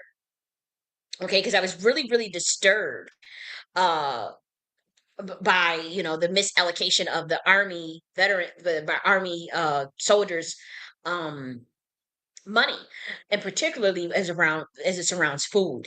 So I don't know if you guys saw the pictures. We're going to look at the pictures of what they're being fed, but let's look at the post so then that way you can just easily understand like why I created this executive order. So it says, this is a Twitter post. It says the U.S. Army has diverted over 151 million meant for soldiers' food, according to the Military Times. And so it says financial records show that more than half of the money collected from junior enlisted troops was spent elsewhere. Food fund allocation at select Army bases. Okay, so you see Fort Stewart in Georgia, they collected 17 million and only 2.1 million was spent on food. And so another one is in New York, Fort Drum in New York. They had 18.2 million collected, 3 million spent on food. So obviously that there's significant discrepancy. Where is those funds going? You have Fort Carson, Colorado, 22 million collected, only 5.1 million spent on food, and et cetera, et cetera. You see it in Texas, you see it in North Carolina, you see it in Kentucky. And so obviously the Army of officials were questioning about where's the money go. And so the missing funds were never disclosed. We don't know where it went. And there has been growing concerns about food shortages on bases. And so obviously soldiers require significant meals with adequate, nutrition and even caloric intake. So that may be debatable in my eyes. But taxpayers, they're putting all this, they're funding these things, but you know, uh we don't know where these funds are actually going. And then the soldiers themselves are paying something out of their substance towards food, and that money that they're collecting from the soldiers are not going to their basic needs, and particularly food. And so obviously there needs to be some sort of major reform, I would say. But it's problematic nonetheless. But look at this. This is the food that they've been getting. What is that? We see string beans. We don't see no seasoning on the string bean. We don't see no oil, no butter, no little seasonings, nothing. No garlic, no chili flake. What the fuck? They don't even have seasonings on their damn string bean. And then with this slop right here, I guess it's supposed to be some sort of turkey and gravy. What is this red stuff in? Like it looks crazy. It's offensive to feed this to soldiers that you want to protect your country. Why don't the presidents fight the war? Why do they always send the poor? Like BYOB say, system of a down. My thing is, you know that they need good nutrition and good flavor and good selections too. You know, if they're gonna have turkey with the turkey cubes with the gravy and shit, where's the rice? Where's the butter? Where's the biscuit? Where is the seasonings on the string beans? I wouldn't feed this to my dog. Y'all know that black lady that be on, she go viral on YouTube because she got these dogs, right? These beautiful gray dogs. She's a black woman.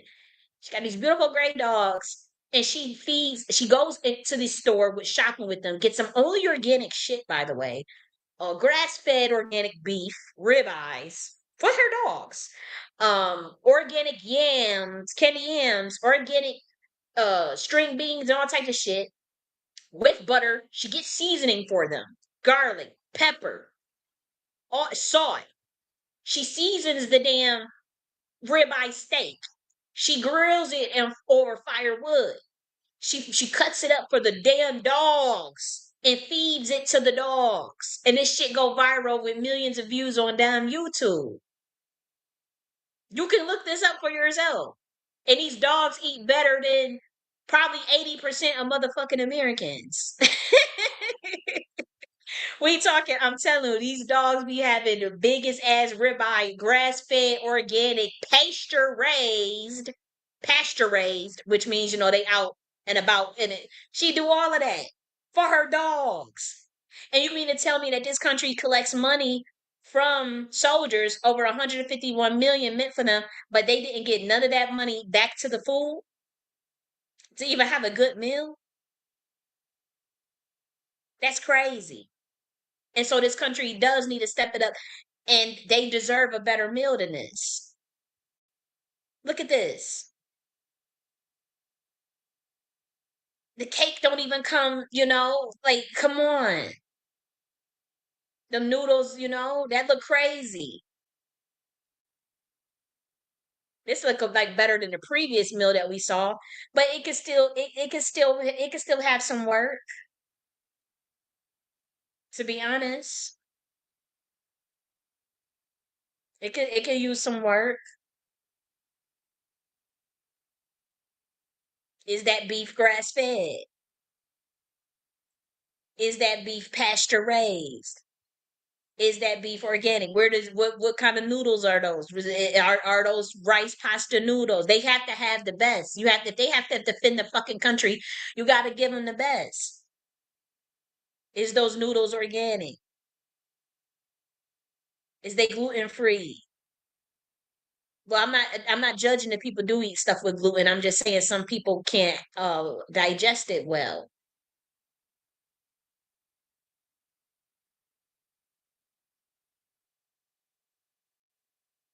Look at that. We had better food in damn cafeteria in high school. And so that's why I created that executive order, because look at this. This butter beans, lima beans, right? Butter beans, those are the baby lima beans. We don't see no damn neck bone in those lima beans. No turkey neck or even bacon. Just some dry ass beans. We don't even see no chicken broth around it. Some dry ass beans and a piece of bread. Where did that bread come from? Is this bread non-GMO? We see a glass of milk. Do they have the option between almond milk, oat milk, and cow's milk, goat milk? It's a disgrace. And so they need better meals. Soldiers need better meals. And so that's why we come up with this executive order. So let's go back to the executive order here and make sure that it's sharing. So that's why we have the Military Subsistence Integrity and Social Welfare Act. Okay. So this investigative report reveals, obviously we talked about that already. So let's see. So of the 225 million collected from soldiers in 2024, only 74 million was actually spent on food, while the remaining 151 million was redirected to unspecified purposes. So now you see why you saw those pictures with your own two eyes. So now you see why we created this. So the financial records indicate that at major military bases, more than half of the funds collected for food were used elsewhere. At Fort Stewart, Georgia, for example, only 2.1 million of the 17 million collected was allocated to meals, meaning 87% of the attended food budget was repurposed. Okay. So the Army did not even disclose where the unspent funds had been redirected, despite ongoing concerns about food shortages on bases. This diversion of resources compromises military readiness by depriving soldiers of adequate nutrition. Furthermore, it raises accountability concerns as taxpayer funds collected for a designated purpose are not being used as intended. Lawmakers, including Representative Jewel Takuda, have called for immediate investigations and corrective measures to ensure financial transparency and that soldiers receive full benefits of the allowances deducted from their paychecks. So we went through the food allocations already. And so Section 1. The well-being of soldiers is paramount to maintaining a strong and effective military. Reports indicate that substantial funds collected from enlisted personnel for subsistence have been diverted for purposes unrelated to food and soldier welfare. This executive order ensures that all funds allocated for soldiers' meals and sustenance are used appropriately, with excess funds redirected to enhance their quality of life, including healthcare, education, housing stipends, and pay increases. Section 2, restoration of subsistence funds. All funds collected from enlisted soldiers under the Basic Allowance for Subsistence program shall be exclusively utilized for food procurement, meal quality improvement, and direct soldier benefits. The Department of Defense is directed to conduct a full audit of past BAS funds allocations, ensuring that any misallocated funds are redirected to soldier welfare initiatives. Each military base must report detailed financial records on BAS collections and expenditures to ensure transparency and compliance. So, Section 3, improved meal quality and nutrition. Military dining facilities shall enhance food quality by procuring fresh, nutrient dense ingredients and offering a diverse selection of meals that meet or exceed dietary and caloric needs. Independent nutrition audits shall be conducted quarterly to assess the quality of meals served. I say this needs to be like annually. Now that I look back on that, that's a little too much. That's micromanaging. Okay, soldiers shall have expanded meal options, including culturally appropriate dishes and higher quality ingredients sourced from ethical and sustainable suppliers. Section 4, redistribution of funds for soldier benefits. Any excess funds collected beyond direct food expenses shall be allocated as follows. Pay increases for enlisted personnel, ensuring fair compensation for service, comprehensive health care improvements, including expanded dental and mental health coverage, education assistance program for active duty soldiers and veterans, and stipends for housing to improve living conditions for enlisted personnel. The Department of Defense should establish an oversight committee to ensure fair distribution and prevent misallocation. Section 5, accountability and enforcement. Any military official or administrator found responsible for the misappropriation of BAS funds shall be subject to disciplinary action. A soldier financial oversight office shall be established to investigate and address financial grievances related to soldier subsistence and pay. Public transparency report shall be published annually, detailing how BAS funds were collected and utilized at all military installations. Section 6, implementation and timeline. This executive order shall take effect immediately upon signing. The Department of Defense must present an initial compliance report within 120 days, with a full transition to the new financial structure completed within 1 year. I'm going to bump this up to 2 years. 2 years. Okay, Section 7, General Provisions. Nothing in this order shall be construed to impair or otherwise affect existing legal authorities granted to military departments. If any provision of this order is found to be invalid, the remainder shall remain in effect.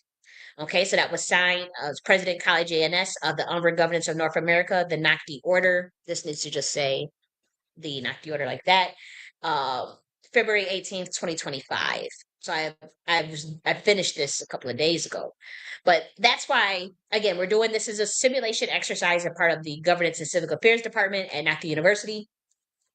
And so this is why after seeing those photos, I said, let me just do the Military Substance Integrity and Soldier Welfare Act, because we were actually going to cover like um some like policies that Knock the Order backs and stands for as a think tank that gets more into like the some of the advocacy work that we do. But we were going to cover that today. But I said, you know what? We need to do some more simulation exercises from the from this Governance and Civic Affairs Department. And so that's the first one that we have. Again, them pictures, I'm telling you, that's a no no. That's a no no. You wouldn't feed that to your dog. A lot of people wouldn't feed that to their dog. You know what I mean? Mm, mm, mm, mm. And so we're going to go to the second one, which is another simulation exercise for executive orders, the advisory executive order. Let me get this one off my screen just to free up my bandwidth. Okay, I just want to free up my bandwidth. And so this one is at another advisory executive order. And again, all of this can be found in the link that you see in the comment section on Twitter and in the comment section on YouTube as well. I should have put this in on Rumble. I'll give you the link to the folder on this stuff. But this one proposes to integrate Haiti as the 51st state of the United States, issued by the Umber Governance of North America under the Nakhti Order. I need to put uh, governance and civic affairs. I need to start putting that on here. Governance and civic affairs department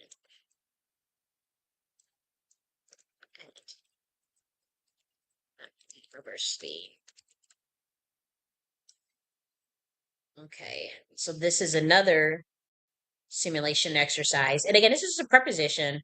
I know it's quite controversial, but let's just go through it. It's not about you know things being absolute, law. It's just, it's just an exercise. And I like to think deeply about things and in creative ways and throw ideas out there and see where it lands. So this is still part of somewhat of the United States international and foreign policy.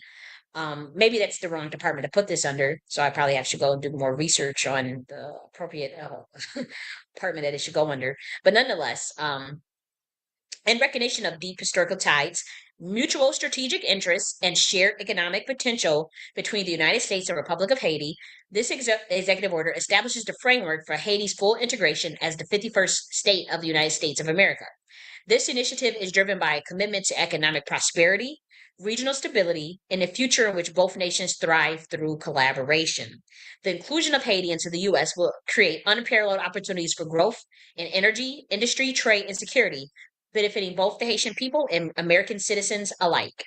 So this is a preposition, a proposition rather, where the United States takes on Haiti as 51st state, contingent upon their willingness and statehood.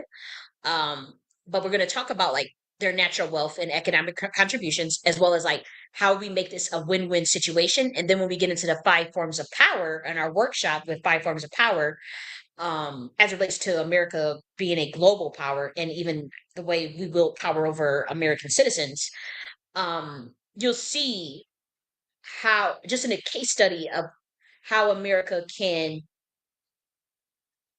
restore its reputation, go into the next stage of its existence on a good high vibrational foot. And work and wielding power that is different than just coercive power, imperialistic power, colonialist power, wielding power that is expert, referent, legitimate, social, right? And so we're going to cover all those five forms of power in this, the next half of our lecture today. Um, but you'll see what I mean when, how it all come together, in terms of, okay, there's five forms of power. And then the simulation executive order that we did for the military in terms of wielding power, how you wield power over your own American citizens. And then you'll see what that looks, even this executive order, even on a global scale of of power. And it did, and what that, and then we're going to get and explain the five forms of power at a very academic level. And so, bear with me. But section one is Haiti's natural wealth and economic contributions. So Haiti possesses vast untapped natural resources that can contribute to America's energy independence and economic expansion. By integrating Haiti as a U.S. state, these resources can be responsibly developed under American regulatory standards, ensuring sustainability and mutual prosperity. So we're going to cover some oil and natural gas reserves. Recent geological surveys indicate Haiti holds vast oil reserves, potentially larger than those of Venezuela. Developing these reserves under U.S. energy policies will bolster America's energy independence while generating employment and economic stability for Haiti. Mineral wealth. Haiti is estimated to have 20 billion worth of gold alongside rich reserves of copper, silver, and bauxite. Joint mining ventures can create thousands of jobs while providing essential minerals for U.S. industry, including aerospace, electronics, and renewable energy production. Agricultural and trade. Haiti's fertile lands can be revitalized for large-scale agricultural production, reducing America's reliance on foreign imports for key crops, such as coffee, cocoa, sugarcane, and tropical fruits. Investment in modern farming techniques will enhance food security while creating a booming agricultural export economy. Tourism and culture. Haiti's rich cultural heritage, historical significance, and natural beauty position it as a premier tourism destination. U.S. investment in sustainable tourism infrastructure, luxury resorts, and ecotourism initiatives will attract global visitors, creating jobs and boosting local economies. Section 2, Security, Stability, and Governance. Haiti's integration into the United States will strengthen regional stability and enhance national security by addressing long-standing governance issues, reducing crime, and implementing American legal frameworks. Eliminating gang violence and strengthening law enforcement. Enhanced training and equipment for Haitian law enforcement under U.S. federal oversight will dismantle criminal networks. Federal agencies such as the GIA and the DEA will collaborate with local authorities to eliminate corruption and drug trafficking. Again, this is not supposed to be some exploitative adventure. This is supposed to be win-win situation for the American people alike, as far as our economy, as well as the Haitian economy, but the Haiti people as well. They've been going through a lot as far as their instability and what has taken place in terms of the gang violence, the even the instability with their president getting knocked off. And I think they had something to do with it, but it was just a lot of mayhem going on. I've seen some pretty disturbing photos myself. But again, these are just ideas. These are just creative ideas that we're throwing out into the universe as a part of our governance and civil affairs department, exercises that we do. And the part of the curriculum is to get people thinking about, governance and good civic affairs, constitutional studies, esoteric politics, looking behind the veil of things and getting deep, dismantling the two-party system, uh, coming up with new ideas around think tanks and political parties. Um, the American people itself. What are things? Where's the trending culture in terms of how we view power, how we want to be governed? Do we even need governance? What does sovereignty look like? How do we get to sovereignty in a way where it's somewhat structured and it's not total mayhem, like leave the world behind or or like the movie 2012, where we still have some sense of order, where but people have their sovereignty, people have their autonomy, people have their agency. So the governance and civic affairs department, these are the things that we talk about. These are the things we think about. How do you run a civilization? How you run an empire? What is presidential, executive, and state and local levels things look like in terms of governance? These are the things that we discuss. So it's pretty dry for some people, but to be honest, I enjoy this stuff. I find it very enjoying. I'm not getting paid to do this. I have no sponsors or handlers or anything like that. I own 100% of Nakhti University. I'm just someone that likes to think a lot, and in my spare time, this is just one of the things I was thinking about this week. I was just thinking about Haiti. That's the long and short of it. Um, and so we have the judicial and governmental reforms. So, um, U.S. legal frameworks will replace corrupt governance structures, ensuring transparency, accountability, and justice for all Haitian citizens. Implementation of American anti-corruption policies will attract foreign direct investment, revitalizing Haiti's economy and in terms ours. So infrastructure development and modernization. And so investment in roads, highways, ports, and airports will improve transportation and commerce, making Haiti a key U.S. trade hub. Renewable energy port projects, including solar and wind farms, will modernize Haiti's energy grid by reducing dependency of fossil fuels, but they have oil as well. Strategic investments and benefits to the United States. And so Haiti's statehood would not only benefit the Haitian people, but will also serve as a powerful asset for the United States, creating new economic and strategic advantages. Haiti as a commercial and trade hub with its prime location, Haiti will serve as a key trade gateway between the U.S., Latin America, and Caribbean. New ports and free trade zones will enhance U.S. supply chains, reducing costs and increasing global competitiveness. Technology and innovation centers, establishing tech hubs in Haiti will provide outsourcing opportunities for U.S. companies, reducing labor costs while providing economic mobility to Haitian workers. But also, I was thinking of like even cross sectional of things because again, even Americans being able to and again, this is something that is collaborative. This is something that is theoretical in nature, but it is something that I'm thinking about in terms of like how America going into that next stage. And again, there's conflicting agendas of what even those at the top want to do. Obviously, you have the oligarchy class, you have the billionaire tech class, the technocracy. They have an agenda. The oligarchy, the old money has an agenda.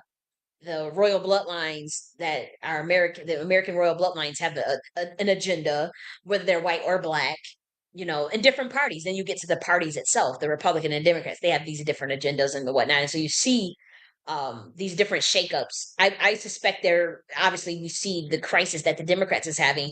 The Republicans will have one as well. Um, especially if, that's why I say I'm pulling back more behind the scenes for the next 4 years. And I'm even going to be, it's going to be a difference even in how I present information. Because for the next 4 years, we just have to see things for what they is in terms of the American people awakening to the corruption in both of these parties and how we need a party that is for the people, whether that be middle class, working class, upper middle class, lower income. We need uh, a party that will stand on business for the American people, that will tell the truth, that will call out controlled opposition, that will call out the corporations buying these politicians, countries that buy politicians, lobby groups that buy politicians. Like we need a party that will do that. Neither of these parties will do that. And so there has to be a shakeup. I call for a debate uh, of the chair of the Republican Party and the chair of the Democrat Party, the DNC and the RNC, to debate on why the American people should even be members of their party, as well as not just the two-party system, but the Green Party, Libertarian Party, the other parties that may pop up within the next 4 years or whatever. But they should be debating on why they are the party that and you notice don't I've thrown this idea out months ago. I had thrown this idea out months ago and they not jumping on it because that's where you start to see things fall apart. That's when you start to realize that they both work together behind the scenes.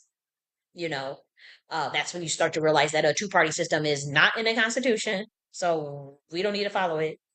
You know, you realize that both are too extreme on the right or on the left. That really Americans don't be thinking about the shit that neither of these parties be thinking about.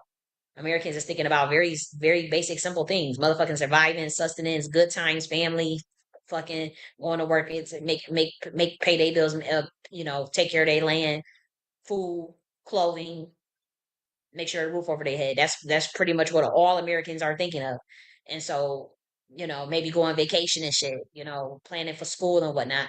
Those type of simple things. Like, and so what both of these parties are proposing is not good enough in my eyes. The left talking about some weird shit with identity politics and gender shit, abortions. Like, Americans don't give a fuck about that. We don't. Like, even women that get abortions don't give a shit about abortions on a political level. Like, it's like, what the fuck are y'all doing? Same with the right. They talking all this weird pilgrim shit that remind me of the damn 1700s and stuff. Talking about a ban on books and stuff, and closing the Department of Education. Like, it's certain things that I don't fuck with that. Like, I'm like, I don't fuck with taking uh not providing opportunity but wanting to take uh substance from people the marginalized people. You want to take substance from them, but then you don't want to provide any opportunity, but you do things to lock them out. But if you're gonna take those sustenance away, then what is good is the government? What good is following the law? Like, what good is following the social contract? What good is following the the government if you don't provide the basics on some level? We don't need a government then. And I'm all for it. Whatever way you want to roll, I'm good either way. But if you're going to say, okay, the government is not responsible for any handouts, the government is not supposed to be giving, not supposed to be looking out for the American people, then we don't need a government. We can look out for each other then. The American people can look out for each other. We got land in our family. We know how to. A lot of people know how to farm around here. We can a barter system. We can start to barter for our own stuff. We can go into our own little villages and do our own little thing. What do we need y'all for then? What do we need your regulations then for? We don't need no government then. That's how I feel. If the government feels like, okay, we're not responsible to do this for that and that and that for you, then you don't need a government then. Then we all need sovereignty. Then we all need anarchy. And then I should be able to do, we should be able to do whatever we want. And I should be able to farm and grow my own food. And I don't need to pay taxes. I don't need to pay, if you don't feel like you need to do that for me, I don't need to pay taxes then. And I'm a business owner. I don't use any of the service, like, was it Medicaid, stamp, was food stamp. I actually never got food stamp in my life. I'm not knocking anybody that does it. Never got Section 8 in my life. But not knocking anybody that does. And there are people that need it, and housing is expensive as fuck. Everybody knows housing is expensive as fuck. Utilities expensive as fuck. And so when the government says, okay, the Republicans want to wag their finger while they give all these government contracts to the billionaires. They want to give the government contracts to all these billionaires, which is welfare, which is money from the government. Like, well, Elon Musk, he gets mad government money. He's get mad welfare. He's a welfare baby. He's the welfare king. Elon Musk gets so much contracts for shit, for government contract, you know. Um, but so if you do want to cut people's food stamps and cut people's Medicaid or whatever they get, veterans monies, SSI, SSD, whatever, you have to give them the opportunities that you give Elon Musk, right? Um, as far as like giving them the opportunity to, as you say, pull themselves up by their bootstraps, use their creativity, build a business, create whatever gifts, and that whatever gifts are inside of them. You have to give them that opportunity. If you're going to take away, okay, we're going to take away Medicaid, we're going to take away their financial aid, we're going to take away their Medicaid, what's it, welfare, what's the other one, all the other stuff, the Pell Grants, whatever. You have to provide that opportunity. If you're not, then I don't need us. We don't have a social contract then. I don't need a government then at all. Zero. None. We need sovereignty. And so once American people start realizing that, they realize that the farce behind the Republican Party and that them wanting to be for the rich, they are for the wealthy. They don't give a shit about the working class, the middle class, and damn sure low income. And so, I mean, the people that are even business owners, and again, it's not a black or white thing because there are a lot of black Republicans, old school. I respect some of the old school black Republicans. These new ones that get paid to be an RNC slave shield and they broke as fuck. And it's a lot of Black Americans that's broke as fuck that's promoting the Republican Party because they getting paid to like that. I don't respect. I don't respect that because I can see if you like a lot of them Black Republicans, they got a reason to be supporting. They got big ass $1 million businesses, and they want them they want them tax cuts. They got friends that's billionaires and shit, you know, that they benefit from, that they want to look out for on the back end and shit, and that they all benefit from the deals or whatever. So that's different. But like some nigga like me is I don't have no incentive to vote. I mean, besides having conservative views, but I don't need a Republican Party for that. I can start another party for the working class that still has conservative views, for the middle class that still has conservative views, for students, for a lower income, for the things that focuses on um that's not identity politics, but still, you know, caring about all Americans. What are the interests? And this is what I want to talk about to the Democrat Party about next week. We're gonna go real deep on their ass. This is my first last time address to y'all asses. It's gonna be probably like next week or the second week from now, 2 weeks from now. And whatever y'all take from that, y'all better listen good and listen real good. Because that's the only strategy you're gonna get that's free. Other than that, you will pay for a consultation. You will pay. And other than that, it is nothing. I ain't saying nothing to neither one of these parties. We let them both crash and burn for all I care. Um, but I do want to. I care about myself, and I care about people, and I care about voting in my own interests. And you guys need a lot of work. You're trying to mimic what the Republican Party did, and that's not going to work for you. You're not going to be able to center right out of this. People don't give a fuck about that. And so you're going to have to think deeper. I will give a couple of strategies next week. And you're going to have to find a fine line between you have to find the common interest that unites all Americans without seeping into identity politics and about shit that Americans don't care about, and particularly Black Americans don't care about. You're going to have to bend on some level on that to understand that fine nuance. I understand that nuance. I'm going to do one video on it next week. I'm going to give y'all one good strategies, a couple of strategies, and your best bet is to use that if you want to reformulate um and get back, you know, Black Americans. And for the most part, there are a lot of most Black Americans still vote Democrat, but my goal is even on enhancing even what Black Americans what they're voting for now. It has to be enhanced, and it has to. And again, you have to find the fine balance between not getting into bullshit, focusing on some gender shit that nobody cares about. To be honest, like nobody cares about abortion. Like they want to have it, they want to have access to it, but you can't hang up a whole campaign on that. You cannot, not in lieu of housing, of affordable housing, not in lieu of housing and child care and education and veteran benefits and stuff like that, and opportunity economies and shit like that. That is not going to trump. I mean, abortion is not going to trump none of those things ever in nobody's mind as an American people, because most people is not fucking recklessly, and most people, you know, they use a condom or some shit, or they got birth control. They ain't thinking about that shit. And then you don't want to get hung up on no transgender shit.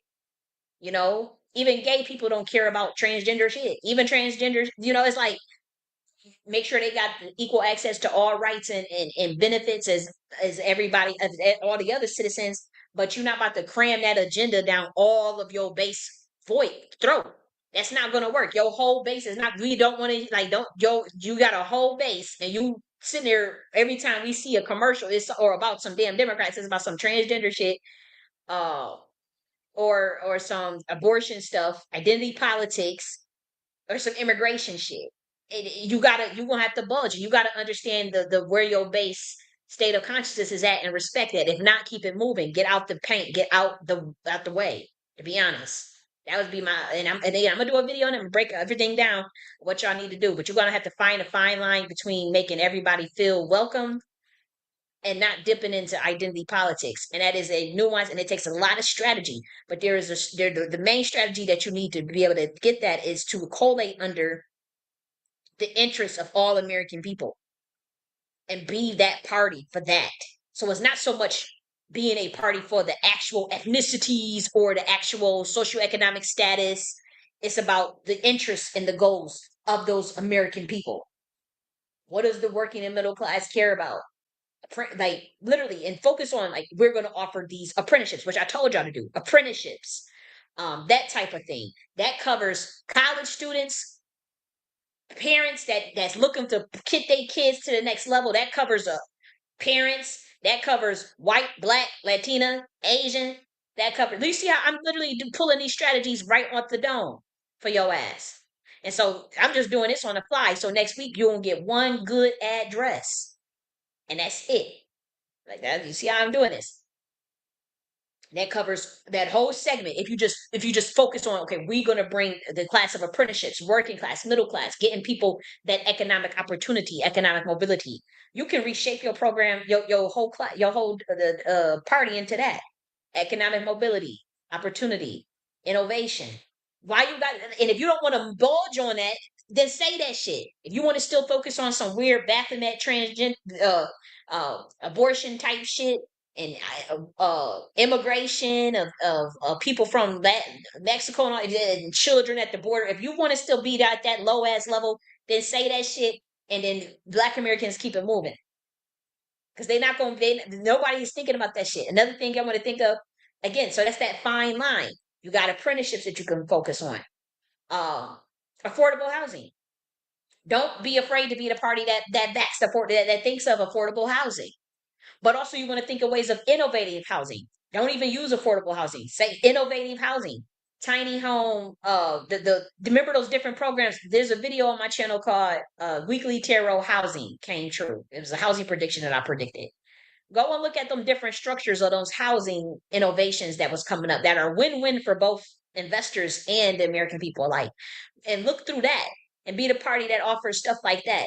Is the innovation, you know? And that's all that's all. I'll cover everything next week. Is be the first and last one out of these next 4 years. You will not hear from me unless you book a consultation for strategy. And I'm not joining y'all shit. I'm not gonna be no member, nothing like that.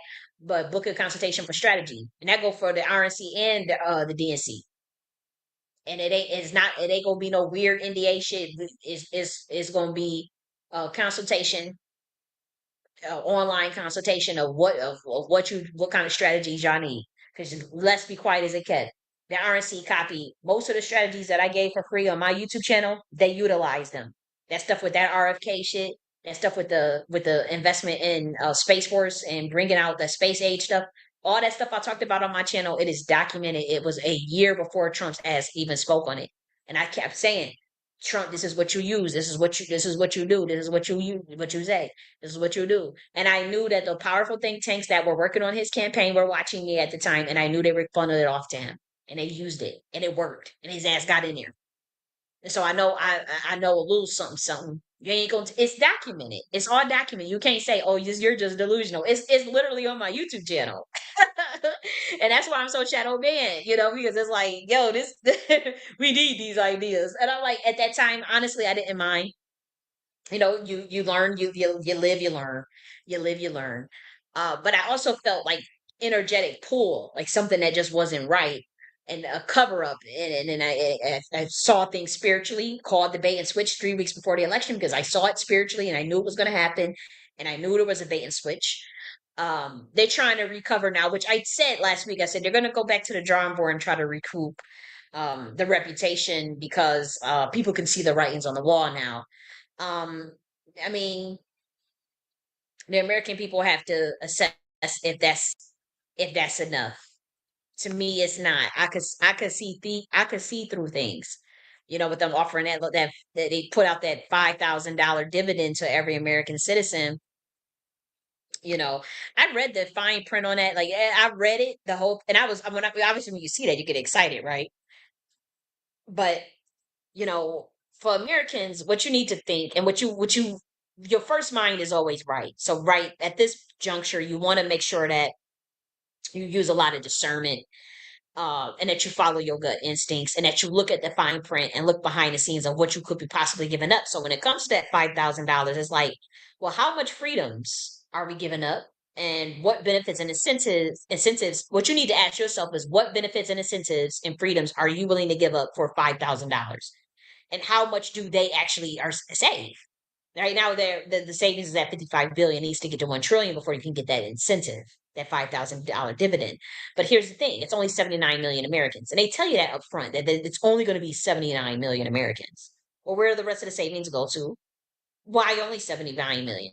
Where's the criterion for that, and where is the what? Why? Where's how is that established? Is what I would know. And I know it's if they paid income tax, but um, a lot of people, you know, I don't necessarily buy that that's the proper criterion for that. If they pay just income tax, what about the other taxes? Why just income tax? And so you have to start to ask those questions of Americans, and that's when you start to see behind the red tape that something could be a farce or something could not be well. We're well aware from $1 trillion. It has to get to 1 trillion before right now it's at 55 billion before you can before you can get that $5,000 theoretically. But my thing is like, how much are you willing to give up for 5Gs? If they giving you 5Gs and you think that's a lot, and we all Americans, and yeah, we could use an extra 5Gs, right? But it's like, what are they saving and what are they getting out of it? Where's the rest of that money going? That of the savings, you know? And then you want to say like, oh, how would the middle class and working class be protected, and how would marginalized communities be protected? In terms of what you're giving up. That's what you need to ask. So when I saw it, obviously I got excited, but I said, I looked at it and I read it and I said, oh, no, that ain't, that's a smoke screen, you know? Um, but like I said, I'm not going to no longer be given a game because, like I said, what on this particular topic with this particular administration, because what happens is it allows people to pivot and hide their hand better, and then they try to just paint me as like some hater or someone that is, just trying to fear monger. When I don't, what is there to fear monger? Like the truth is the truth, and reality is reality. And even as all my prophecies have come true, all of my prophets, even the bait and switch that they put that I knew was coming 3 weeks before the election. Yeah, I didn't have any evidence at the time, but it all came to pass anyways. That's all that Israel first shit.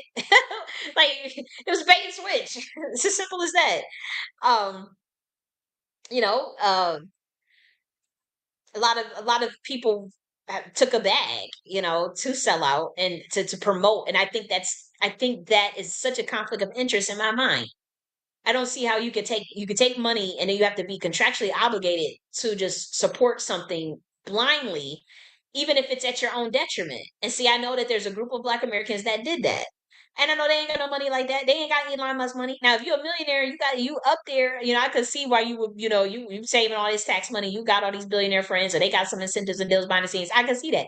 But some of these niggas, like you could tell that they are clearly pushing an agenda. They are paid to push it. They have no incentive or reason or interest to even be supporting what they are supporting. It doesn't make any sense. Now, even if you say like because of you know the getting rid of the child trafficking and draining the swamp, that is obviously a good reason why a lot of us was initially supporting Trump, right? But there was a bait and switch. There was just a bait and switch. And so there is no draining the swamp because they are the swamp and they are still supporting that swamp. It's just a different means. It's just still controlled opposition. And so that's what I mean by at that point there was no incentive for me to continue to support that because I knew it was a bait and switch. Like it's as simple as that. And I'm like, wait, this is not what I think it is. This is not what's going on. What's happening? There is a cover up, which I knew since 2022 when I was running around. People were laughing and dragging me on the internet in 2022 because I was saying I was the legal president of the U.S. Because the shit I was seeing in spiritual room. Now at the time I'm like, oh shit, I don't really lost it. But like things come to pass, and then I kept listening to what people were saying and what people were trying to cover up and how even people switched up on me. And I knew somebody was trying to cover up something. And so that's why I selected myself as the president over the shadow government. And that is why I selected myself as president over the umber governance of North America. It's as simple as that. And created the Nakhti Order and created the Governance and Civic Affairs Department at Nakhti University to curate um, simulations, exercises, case studies, workshops, strategies, think tanks, you know? Because I know that the RNC and the DNC has taken ideas from me before. Okay, so let me go here because once again, Rumble air. If you're on Rumble, I have to reshare it. Sorry about that. They always do that to me. Rumble. It's really weird. Okay. And so, when I just see people gung ho to go against, to literally shoot themselves in the foot, they're literally going against their own interests and they won't admit it because of pride. There was a bait and switch. There's the evidence of that. And thank God the white boys with the bigger platforms admitted that. They didn't have no problem admitting that. A lot of them are, you still see they're contractually obligated, but like the truther accounts, all of the big truther accounts, all of the big conservative accounts that are more so libertarian, that are more so like anarchists or whatever, or don't really care for big, that's more on a sovereign level, they all admitted it. They all come out and signal boosted that message. But for some reason, this small group of these RNC black shills will not do that. That is weird. Now, again, I'm not talking about old school black Republicans that are millionaires and billionaires that are Republican. I am not the old school billionaire Republicans. You know, I'm talking about the black ones because they've been doing that shit for 20, 30 years behind the scenes. They ain't never make no mockery of it. They ain't shilling. They align with that party genuinely. They ain't getting paid to promote them. That's just where they line. That's where they fall in line, and that is perfectly fine in my eyes. But when I see some broke ass nigga talking about some Republican Party and Trump, Trump, Trump, talking about they calling ICE when you know and you turn down 20K in an unforgivable loan and 50K and a business tax credit and 6K and a child care credit and 25K and a housing closing cost, and you about to brag to me about $5,000 that Elon is potentially giving your ass, which if you don't pay income tax, you're not getting it, and you have to get the cutting and the spending down to you got to cut the funding and save $1 trillion before you can get that $5,000, and right now it's only at 55 billion. So you as an American got to ask yourself, what rights are you willing to give up? You literally have to ask yourself that. Like, what right? Okay, what rights am I willing to give up to get this so-called $5,000 dividend? And again, if when I read it, obviously I got excited, but obviously they trying to do damage control because everybody's been in the ass of Elon and damn on Trump this for the last couple of weeks and shit, since they've been their popularity sunk even amongst with the youth. It's down into like the 30s or some shit like that as far as unfavorable, as far as favorable. And so, you know, they trying to throw out anything. Okay, we're gonna give y'all 5,000, but all them stipulations, you might as well not even offered it because that's shit. Congress, I forgot. It's another. They got to go through another approval board. I read the whole article on it. I'm looking like it's gonna take a minute for like, nah, look. You ain't about to sit. Elon had this black guy going viral, sharing this black guy talking about Elon's doing this, Elon's doing that. You just a paid shield, a dummy, a crash dummy for the Republican Party. Your shield don't have a mind of your own. And I feel the same way about the Democrat shields, but we've been on their neck for years. We've been tagging their ass for years, and they have gotten more real in my eyes than you motherfuckers, than the black RNG shields. It looks ridiculous because nobody is acknowledging that bait and switch. You got to be a real nigga to acknowledge that bait and switch, whether you black or white. You gotta be intelligent to notice it and to speak on it. And when I see people don't speak on it, that's when I know, okay, yeah, y'all just some paid ass niggas. Like, because you don't have really no vested interest in what even you're going for. It speaks into a deeper agenda that you don't took some type of oath to something, or you are contractually obligated to push something you don't even really care about. And so I see, like, people's like, oh, well, he's thanking us. Trump is thanking us. He thanking y'all for sacrificing yourselves. That's what he thanking y'all for. Thank you for your sacrifice. See if black Americans brag about that. He better thank that those that's he thanking y'all for sacrificing yourself. And for being so simple as to not see their plays. And there are plays everywhere. I see the plays on the chessboard as it relates to walking people, the American people itself, into a Trojan horse. I see the play. I see the plays. I see the plays. I've spoken enough on it. I'm not about to sound like no broken record. I'm not about to sound like no broken record. And y'all not. Anytime somebody disagree with something, you think it's because they fit in that binary box. Oh, you must be a Democrat. I'm not a Democrat. I've never been a Democrat. Oh, you must be a liberal. I've never been any of those labels that you guys get caught up in, conservative, late liberal, but I would obviously be more on the conservative side. I don't need a Republican Party to be a conservative, because if I want to be someone that has conservative views, that's my lifestyle choice. That has nothing to do with allegiance to a political party. What don't y'all see about that? Same with the liberals.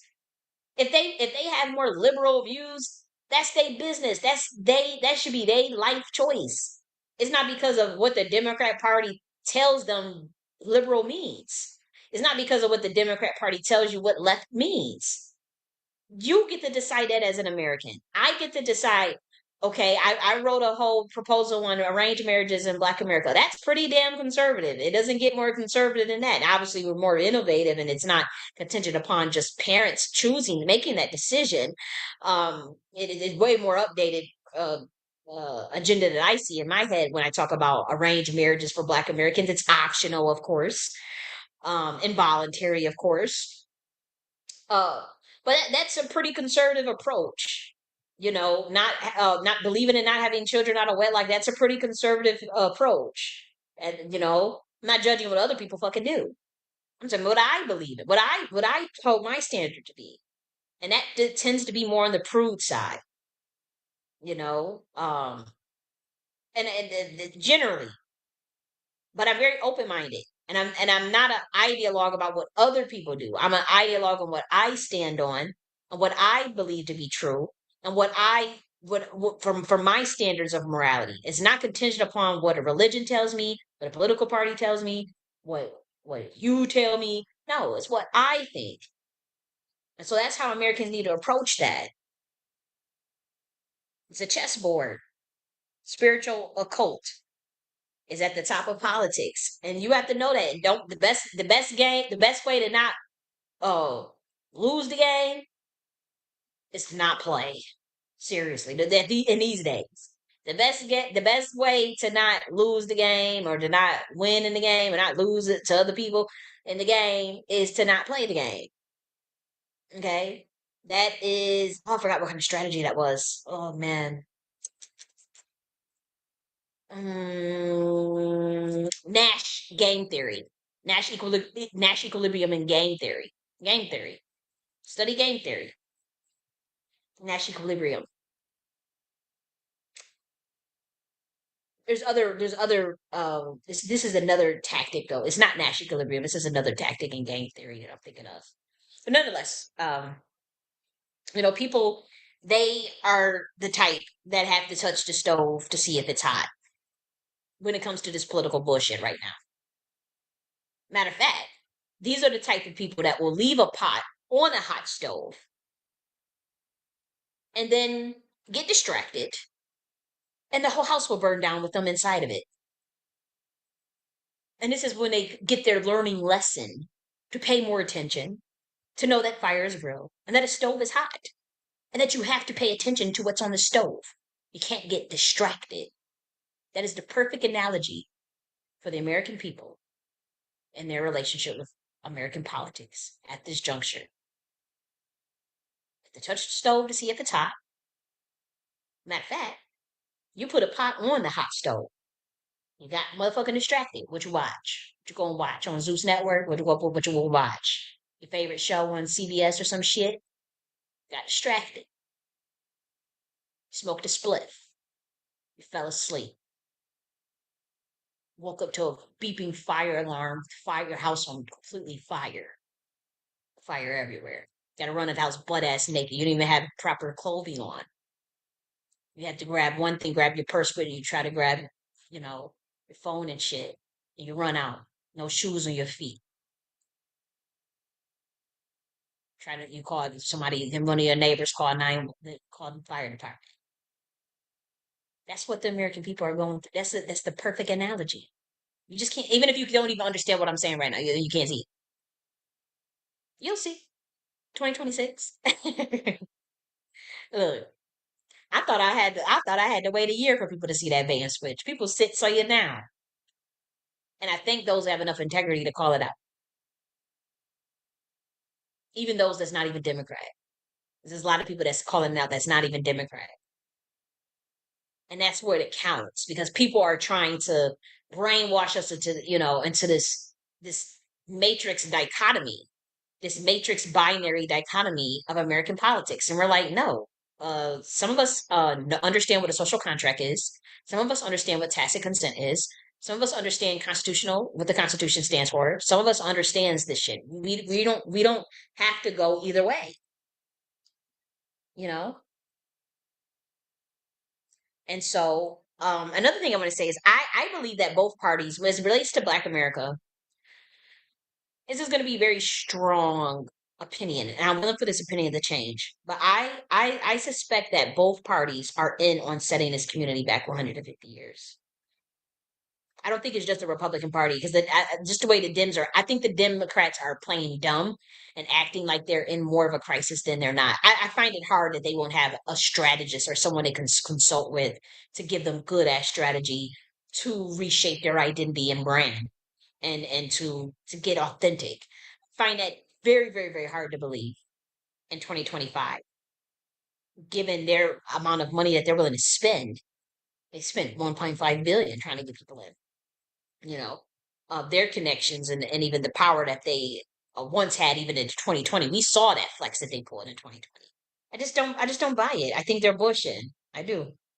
And they sending out, the bald headed black woman, and Jasmine Crockett, they send them out. And I don't know those ladies. I can't say I follow their career or policies or politics or anything like that. I have to say I'm not that deep in the matrix, but I think I know they ruled them out, and there's nothing wrong with willing Black women out. I think that's a smart idea. It just you have to get real.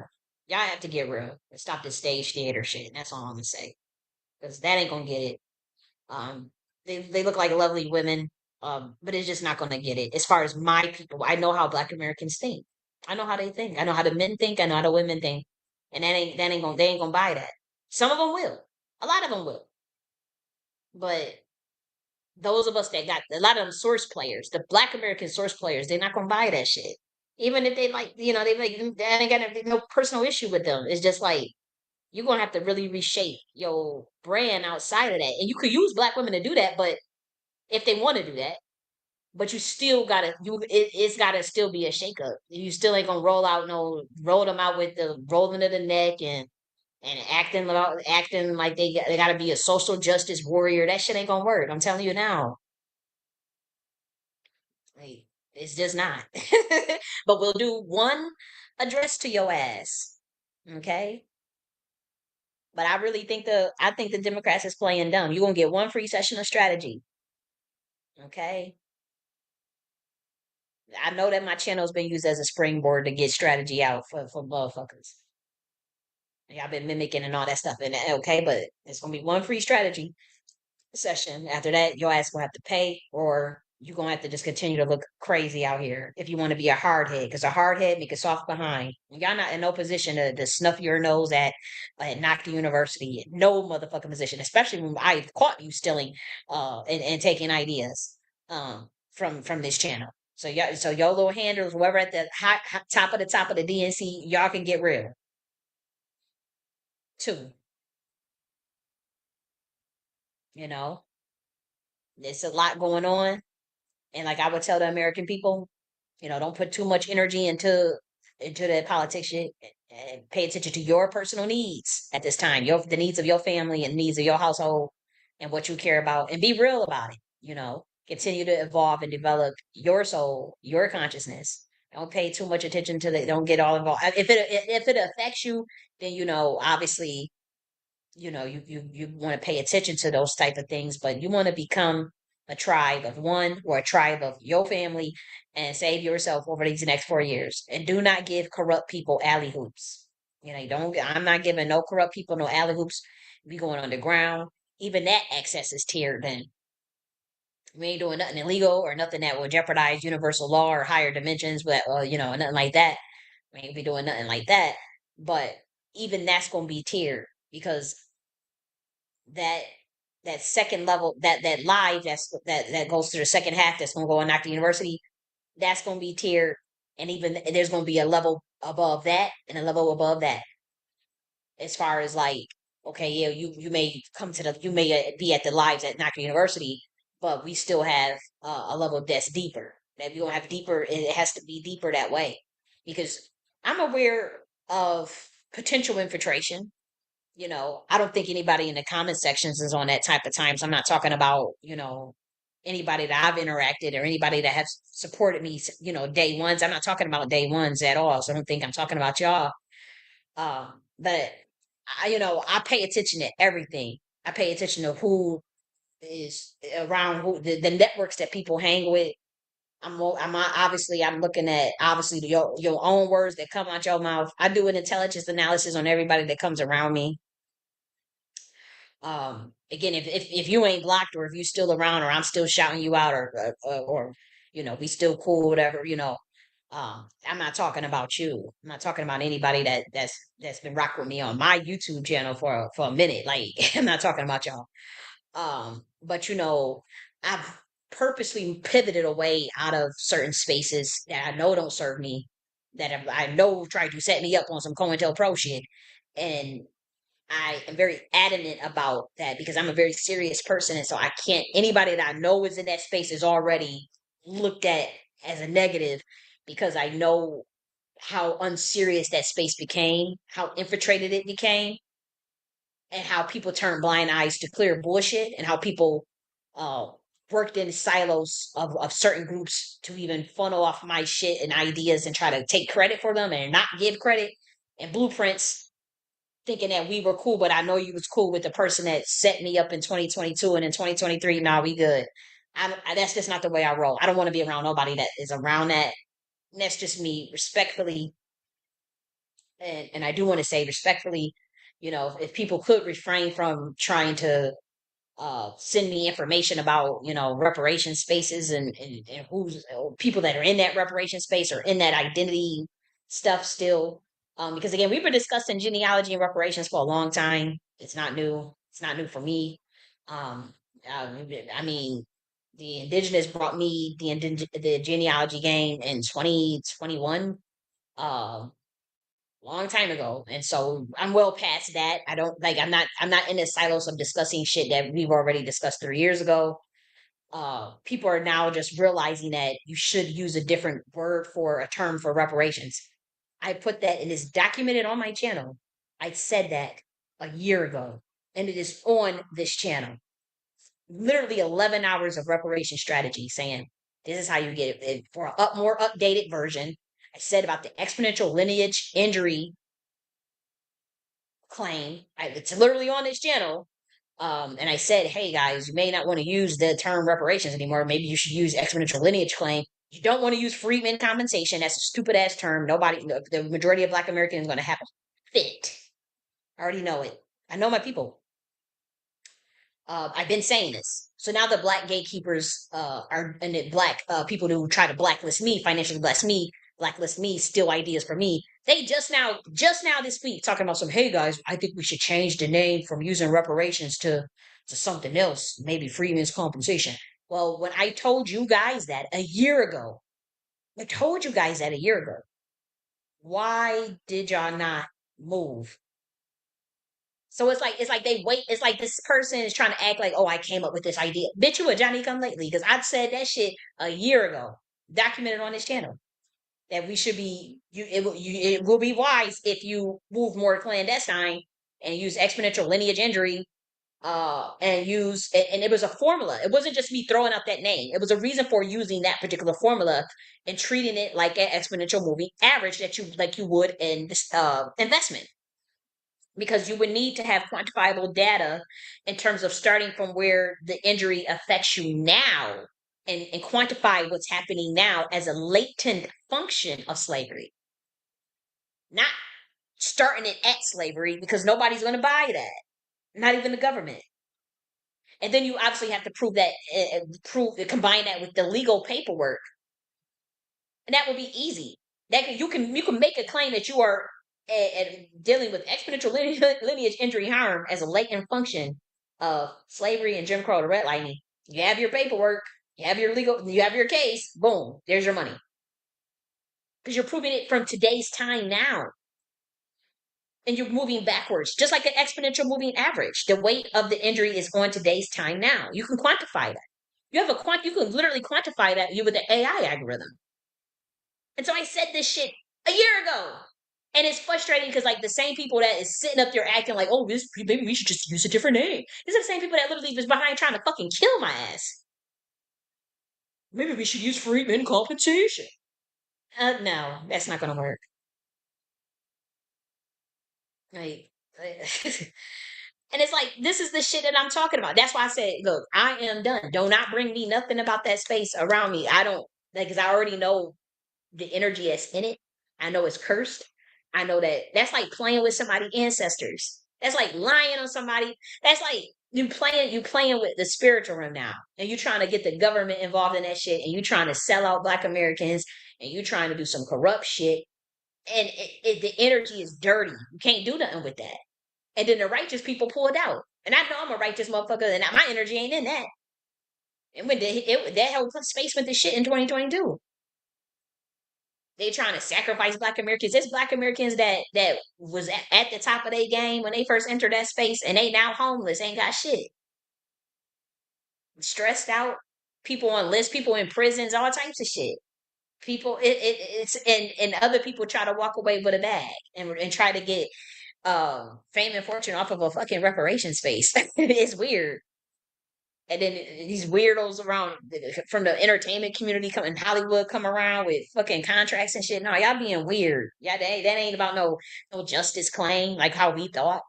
I ain't about that. I don't know what y'all thought. Y'all sized me up real wrong. I guess I'm very gifted and like to share with the world and express with the world, but I ain't on that type of time. I like shit. I gotta move a certain way. We in the age of Saturn. We in the age of Aquarius. We in the age of the Nakhti Order. We believe in authenticity. You got to be a real bitch around here. You got to be a real nigga around here. That's the day and age we in. You can't do no stage Masonic theater and think it's gonna work. People gonna see through the veil.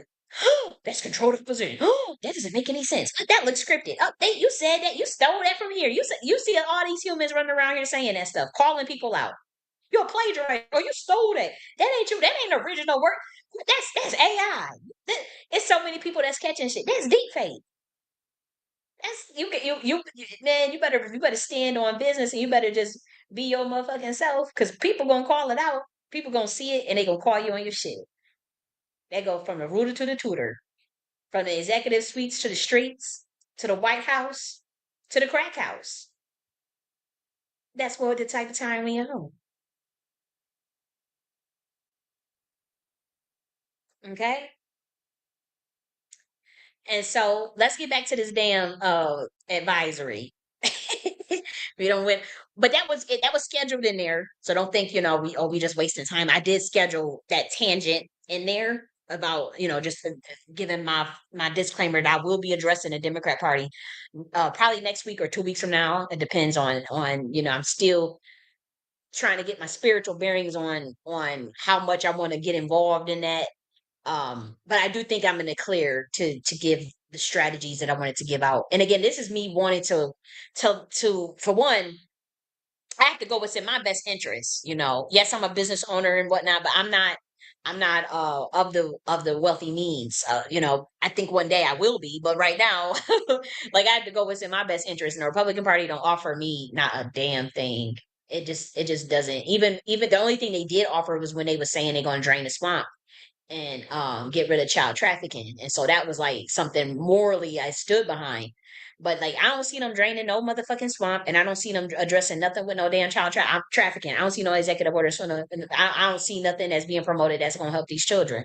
And so I feel like what was the point even supporting them? Then I both know they both Masons. They both work behind the scenes together. So and they both working together to bury certain aspects of certain bloodlines. And so no, I'm not supporting either one of their asses. But I do think that that bait and switch that the DNC played with the opportunity economy stuff, I do think that they got something there that need to be fleshed out, and I think it could work in terms of galvanizing middle class and working America. You know, working you have to have middle America, you have to have working class and middle class. You know, and then obviously your base, which is a lot of Black Americans, majority of Black Americans still. You have to find those fine lines and those nuances, and so we're going to be doing some mind mapping next week. Like we're literally going to be doing like high level political, uh, like literally looking at different matrix systems, mind mapping, different forms of power, political power, and obviously we're going to talk more about the different forms of power still, but it's a lot. It's a whole thing. Even metaphor, like the idea of using metaphor to describe high level concepts that you actually stand for through storytelling. We're gonna talk about all of that. You get one damn session. Better fucking use it and do something with it, run with it, and do something really awesome that benefits my ass. I'm telling you now, if I don't see nothing about apprenticeships and housing and business on that shit and community building, community gardening, and all that shit, I need to see those type of things and y'all policies. I don't see none of that shit. Is I ain't going there. I ain't going there. Okay, so let's keep talking. Let's keep talking about this executive order. Okay, so where were we at? Okay, so we were talking about did we I think we're at technology and innovation centers, right? Okay, we did that. Okay, so I think we're on defense and strategic positioning. Yep. So a U.S. military presence in Haiti will ensure security, counteract regional threats, and protect shipping lanes vital for global commerce.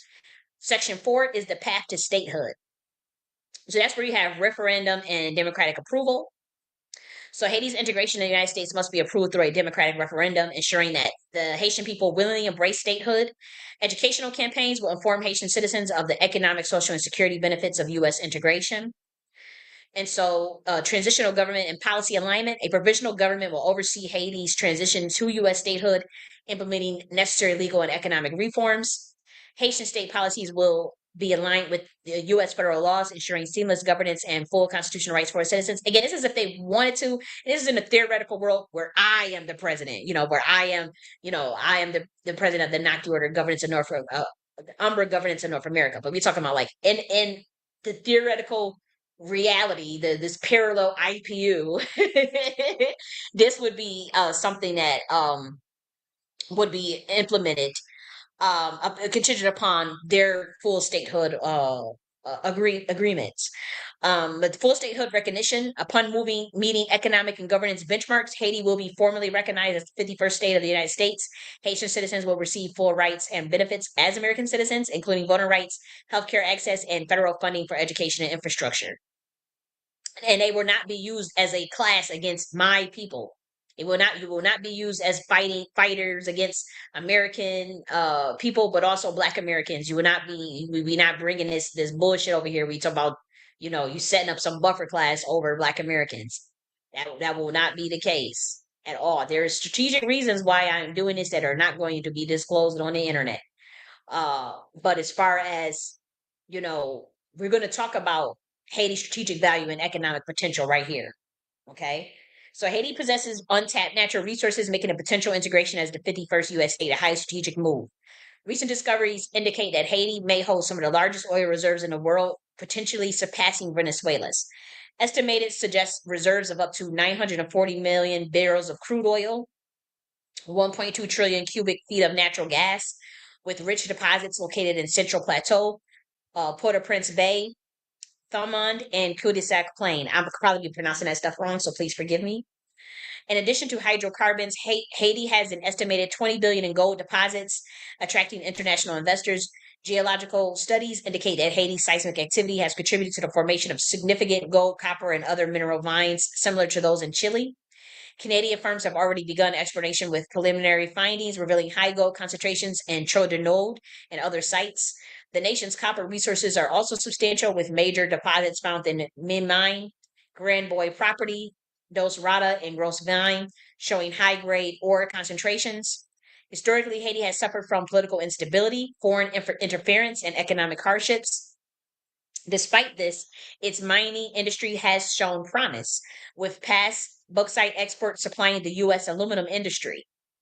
The potential for renewed investment in Haiti's natural resources could provide significant economic benefits to both the U.S. and Haiti, reducing reliance on foreign energy sources while creating jobs and infrastructure development. And this goes for the people of Haiti as well as the American people. Like, it's an infrastructure development um on both parts. Okay. And so Haiti holds significance, historical significance, having abolished slavery in 1804 and later liberated the Dominican Republic. However, decades of economic marginalization and foreign exploitation has hindered its development. The Coast, the Cold War era support of dictators and corruption further exacerbated poverty. Yet, recent global interest in stabilizing Haiti has opened new opportunities. By incorporating Haiti into the U.S., America could secure a strategic geopolitical and economic advantage, leveraging its vast energy reserves, minerals, and labor market. Again, we're talking about human capital while offering Haitians a pathway to stability and prosperity. Investments in infrastructure, education, and industry could transform Haiti into a major economic hub, benefiting both nations in trade, resource security, and regional influence. And that's what we want, to develop a regional influence that is more so uh, contingent upon referent, expert, legitimate, and social power versus coercive power. And so that was created a couple of days ago as well. Now, when we talk about the five forms of power, because now we're going to shift into the five forms of power. We're going to talk about what those powers are, and then we're going to give like some case study examples of what that stuff means. Okay, so let me look into what the comment section. I'm brainstorming the foundational belief system for educational frameworks for children because I'm seeing how North Star symbolism is universal and trans religious, so any family can align with it. Oh wow. Okay, that's dope. The pole stars. Okay, so I think we already talked about that. I didn't read. I didn't see it though, just until now. Okay, so we talked about that. Oh, okay. So we just had Caitlin in the building. Hey y'all, I've been getting pets. What I miss? Oh, okay. So you've been getting pets. What kind of pets are you getting? Is you getting cats or dogs or something, or turtles or what's it got? They got gerbils, possums, birds. I think I might want a bird for a pet. I have to say, I love cats. Cats are dope, but I'm kind of allergic, so I was thinking about maybe hypo. If I have to get a hypoallergenic cat. If I was to get a cat, I don't want a black cat. But I love cats. I think they're so cute. Um, but I want either want a cat, a damn bird. You know how people be having like snakes as a pet and shit. I don't want no snake. I love snakes, but I don't want no snake. I don't want no what's it called? I might okay, I think I might do bunny rabbit. I was like, okay, I think I'm gonna do bunny rabbit. Um, but I'm allergic to cats and even dogs. I'm allergic to dogs, but not it doesn't. I mean, I it's bearable, but I really don't want a dog unless it was like a toy poodle or small little poodle with a big booty.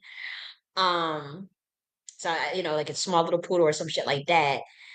But I think I would like a bird. I really would. I would want to take care of a bird on a daily basis. My aunt she had birds. One of them was a parrot, and then one was a green bird. And the bird used to talk, used to mimic sometimes. And I couldn't understand as a little kid why it wouldn't say full sentences, because it would only say words and would repeat. And I remember I was teaching it to say bitch. I'm a little kid, so I'm like, I was teaching the little parrot bird. I'm like, say bitch, bitch, bitch. And it was say bitch, bitch, bitch. But birds are really impressive to me. I've always was impressed with birds. I always liked them. So much respect for them. And they're smart. They used to be carriers, and that's what in the show Hey Arnold. We were talking about Hey Arnold earlier. For those that just came in, we were talking about how Hey Arnold was sponsored by the Department of Education, and one of the shows, episodes with Pigeon Man, they talk about the intelligence of birds and how birds were carriers, and pigeons in particular were carriers. And so, like, that's why I say, like, that show is, it teaches a lot. If you look through all the seasons, you get some good ass game. I'm not saying all of it is appropriate. I'm not saying all of it is, is agenda free, but that is one of the classic shows that I even watch to this day, just cause I'm a big kid at heart, on some levels. Um, yeah, but I think I would want a bird if I was to get a pet. You said getting a kitten from a farm or barn raised family is your safest bet. Really? So what's the difference if you were to get like a bird from like the SP? Do they have the SPCA again? What was it called? The SPCA was or like I know they had like Petco and some shit like that. Why don't you recommend like getting something from like Petco? Is there a difference? What is I guess I want to know what is the reason behind that. So just for my own education benefits, because I don't know like where would I get a kitten from? I would want a kitten, but like where would I go? And hey, Royal Deluxe, you said birds match your mystical side. Yeah, they do. I remember when I was a little kid, when I was about 15, and I was did not auditioning, but like going for this interview for like the baby version of the AKAs. It was like the baby boule for high schoolers. And I remember I was going for the audition, and one of the questions they asked was like, if you could pick any animal to be, what would you be? And I said I would pick a bird because I've the idea of flying is so fascinating. I want to know how to fly. And I want to know what it feels to fly and to be a bird. And so I remember I said I want to be a bird. I want to be an intelligent bird, not a vulture. Not saying vultures are pretty smart too, but I would want to be a bird that's cold, motherfucker, like that eagle or something, that parrot, a bird that can fly. And they were just looking like, okay, 'cause everybody was saying lion and the elephant and the cool animals. I love elephants too. But I would say bird. And what's interesting is, when we dream, we get to a chance at flying. I don't know if anybody ever had that experience where you fly in your dreams. And so I have to say it's been pretty cool because I feel, at least in my mind's eye, right? And in my dreams that I feel like I know, like I'm not saying I know how to fly because obviously with the laws of gravity and the way humans are made, we can't fly. But I'm saying in the dream state, we're in dreams. I don't know if that's astral projection. I don't know what that is, but I know in the dreams, I've had dreams of flying, and in lucid dreams at that. Very for those who know how to lucid dream, and I don't know how to lucid dream consistently, but I'm talking about very lucid dreams where I am literally like flying. And then when I get scared, when I forget like how to land, I just wake up. I just tell myself, I literally tell myself in a lucid dream, okay, I don't like this experience anymore. Let me wake up. Because I do, on some levels, I sometimes I have like a fear of landing. Like I don't know, like how would I land? I just know that in the dream I'm flying, I'm flying everywhere, going wherever I want. And then I'm like, well, I don't know how to land. So I just say, let me wake up. And then I wake up out the dream. Oh yeah. I already come understanding routine.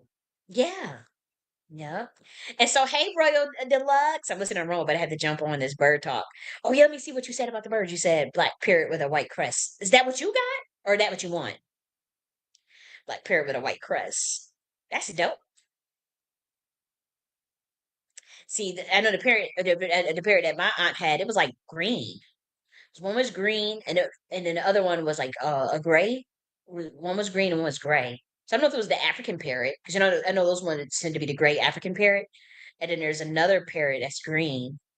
And I remember to get them to be quiet, she would throw that cover on them so they could think that it's night or some shit like that. I don't know what it was about her throwing that cover, they put the cover of the cage and then they think it's night or something, but they were more quiet. And then when she take it off, she would open up the cage and it would fly out around the house and stuff. And see, I want somebody that can kind of go outside and be some of the carrier pigeon type shit. I want them to carry. I mean, I want to bring back the old school type shit. I want to bring back some of that carrier mailman type shit with the pigeons. Um, I remember that it was a story. where some drug dealers were putting the drugs on the birds and having them fly with the drugs on them to other people that got caught. I forgot how they got caught, but they got caught. But it was drugs on the back of the pigeons. They had like literally put book bags on the like miniature book bags made for birds on their back. That story was going viral. So I think about a year ago, maybe a year or two ago, I thought that was hilarious reading that. And they showed the pictures of it too. And the book bag matches, like it matched. It was a gray. They were using like pigeons, and so it matched the color of the bird. But I would want some that could be outside, bird bath, take a bird bath and shit like that, go fly around it and come back maybe. But I don't know how I would train them. So I would have to do some research. I would really have to.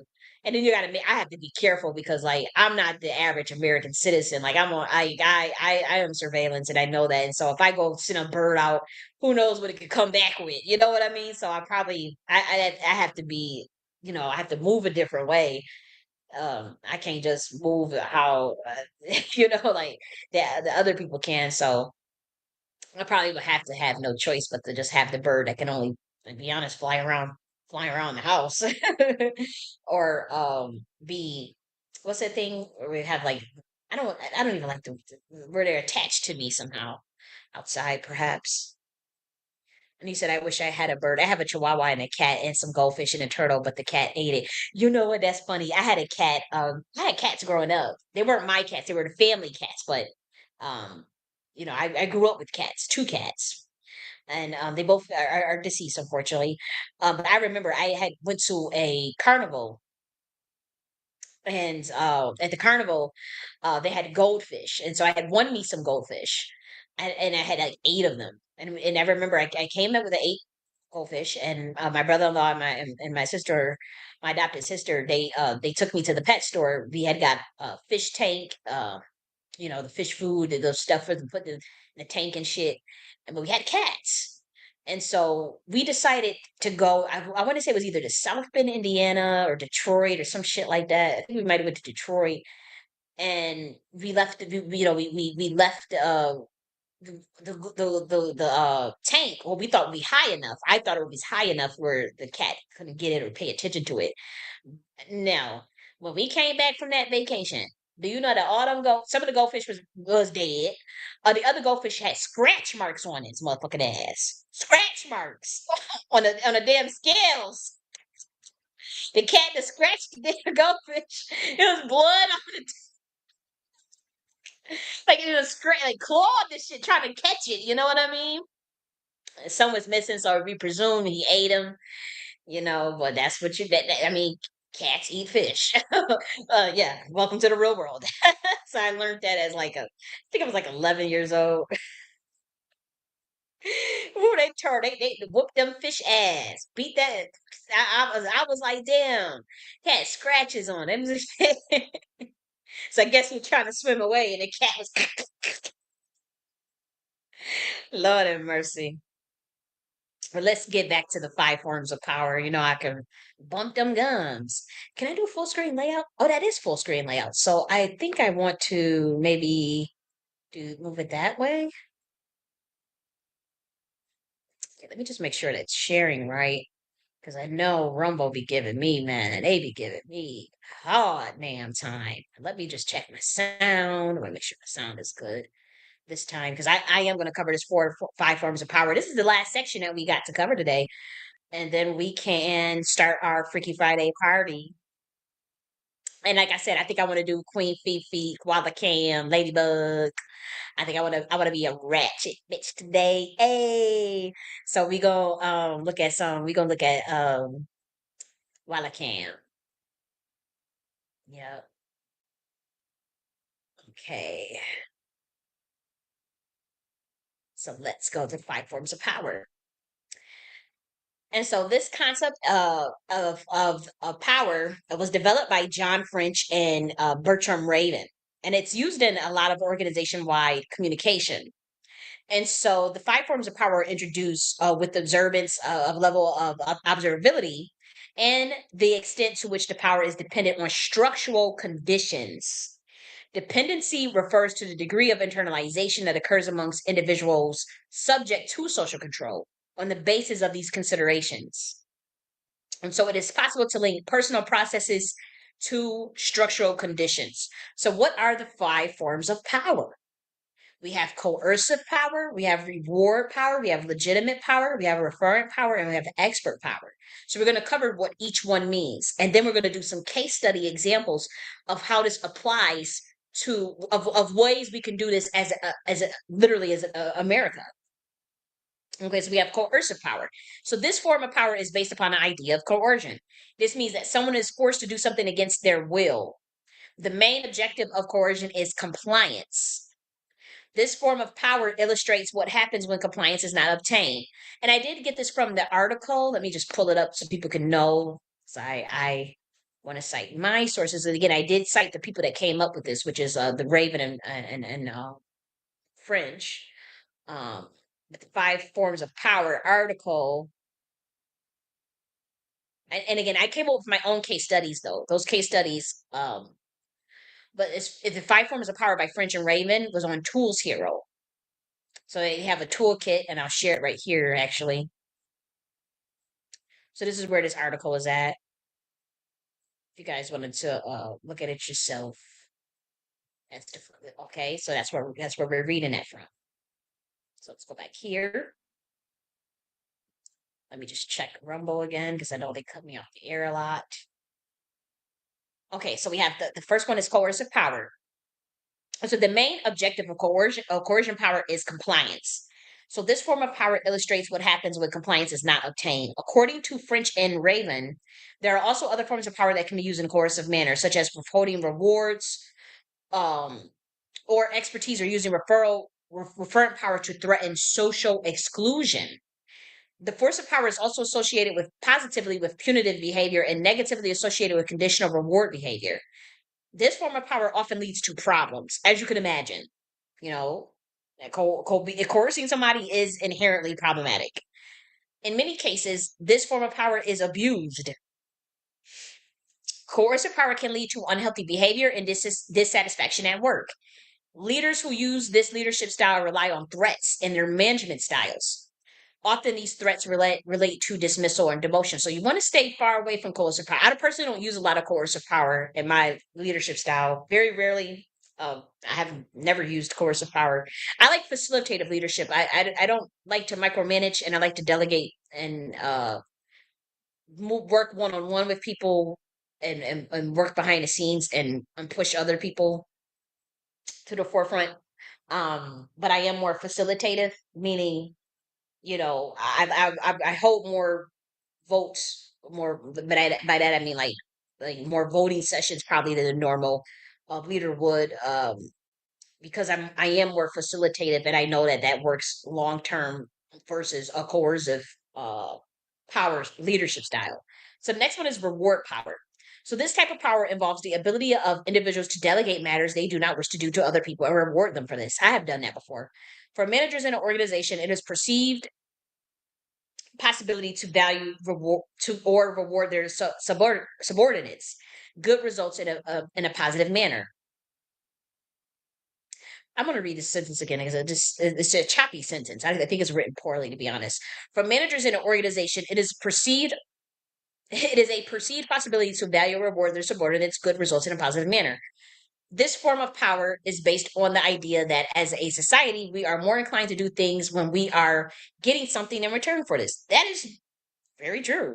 The most popular forms are raises, promotions, or compliments. The problem with this form of power is that when the reward does not have enough perceived values to others, the power is weakened. That's true. One of the frustrations when using rewards is that they often need to be bigger than the last time if they are to have the same effect. Even then, when they are given regularly, employees can be satiated by rewards, and as a result, they can lose their effectiveness. So that's another form of power that you have to think about. The third one is legitimate power. This form of power gives the ability to link certain feelings or obligations or notion of responsibility to the management. Rewarding and punishing employees can be seen as a legitimate part of formal or appointed leadership role. Most managers and organizations execute a certain degree of reward and punishment. Legitimate power is usually based on a role. People always run with the pack and traditionally obey the one person with power, which is solely based on their position or title. This form of power can be easily overcome as soon as someone loses their position or title. This power is a weak form to persuade and convince other people. So that's something you need to know. That's why it has to be used in a combination with another form of power, I would say, obviously, if you're going to use legitimate power. Referent power. This form of power is about management based on the ability to administer to someone a sense of personal acceptance or approval. The leader in this form of power is often seen as a role model. So that's very important. See, America could actually go into that mode if they're smart. Um, their power is often treated with admiration or charm.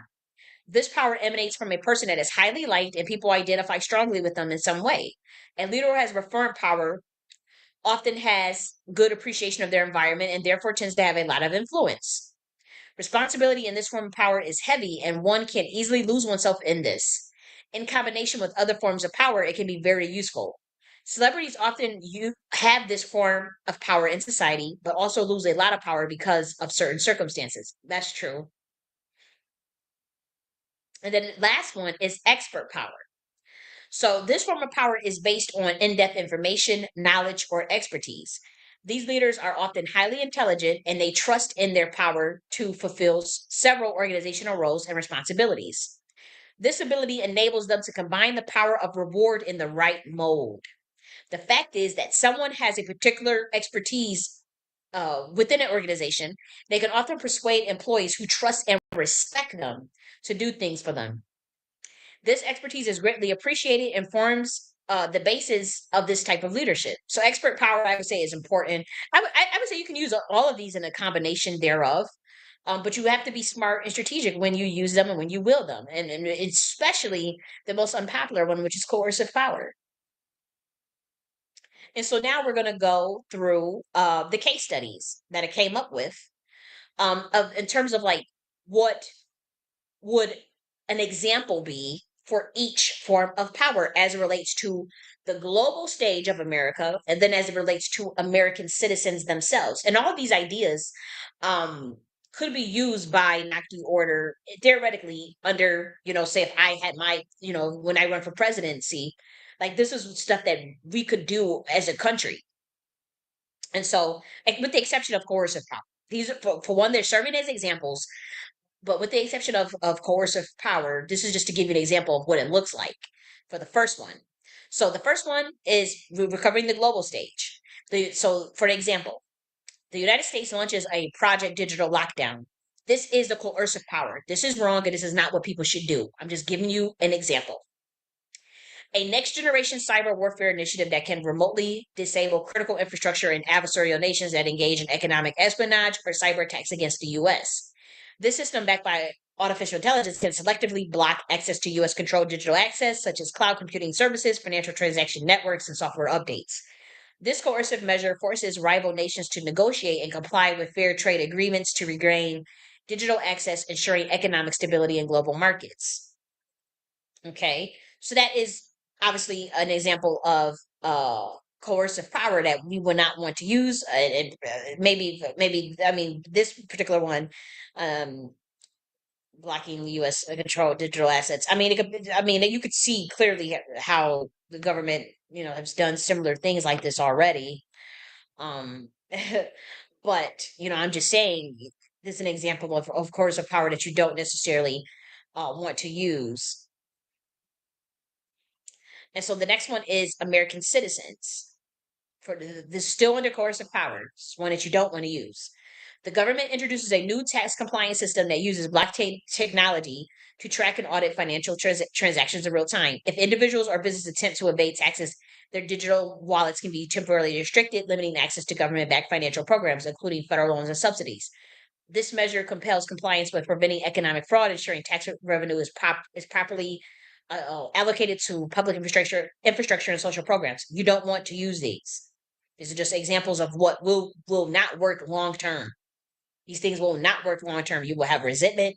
You will have uprising. You will have people that will not comply. You have people that will develop alternative black market solutions. You have people that will just say fuck their system and they will undermine it, or I forgot the compliance where it's under like duress, where it's like it's a compliance where they end up sabotaging it from the inside. That's what that leads to. That's just obvious. The next one is American citizens. As far as this is another example under coercive power. So that is how we have to pay taxes to the IRS. We have, and failure to pay those taxes results in audits, fines, and imprisonment. That's an example of coercive power. And so this enforcement ensures adherence to tax laws and deters fraudulent activities, maintaining the integrity of the national financial system. Um, it doesn't really maintain, if you ask me, but I would have to say, the IRS is unconstitutional. You know, it is coercive power. We are being coerced into paying taxes. It's as simple as that. So the next one is reward power. Okay. And so with reward power on the global stage, you have the U.S. government unveils the Global Innovation Hub. This is a high-tech research city built in international waters, where allied nations can send their top scientists to collaborate on breakthrough technologies. Countries that align with U.S. policies and uphold democratic principles gain full access to the hub's advanced resources, including quantum computing labs, AI-driven research facilities, granting funds for cutting-edge developments, and this incentivizes foreign nations to maintain strong diplomatic ties with the U.S. while advancing shared technological progress. So this is one thing that I would be looking into, as president. The global stage. The U.S. launches the Green Tech Accelerator. This is another one. So this is an international competition rewarding countries that make the fastest progress in renewable energy adoption. Nations that meet ambitious clean energy targets gain access to exclusive trade agreements with the U.S., as well as advanced American solar and wind technology patents at reduced costs. The competition fuels a race towards sustainability, positioning the U.S. as the global leader in green technology. And so the next one, this is for the American citizens. We have two for the American citizens under reward power example. So the next one is a new citizen innovation program. So this will award Americans who contribute to solving national challenges, whether developing energy efficient solutions, creating new cybersecurity protocols, or improving local communities. Citizens can earn national merit credits that can be redeemed for student loan forgiveness, tax reductions, or even priority access to government-sponsored business incubators. This innovative initiative fosters creativity and civic engagement by directly benefiting participants. So this is another thing that I would be looking into as president.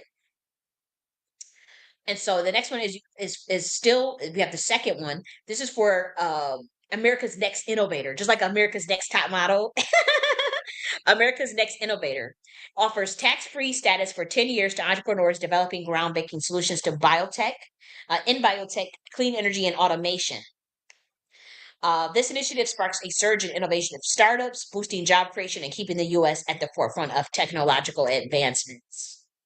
Very important. And so the third example that we have is going to be with legitimate power. Okay. So let's start with the global stage. So U.S. leaders established the U.S. leads the establishment of the Earth Stability Council, a multinational body dedicated to preventing planetary scale crises such as mass deforestation, ocean acidification, and bioengineering risk.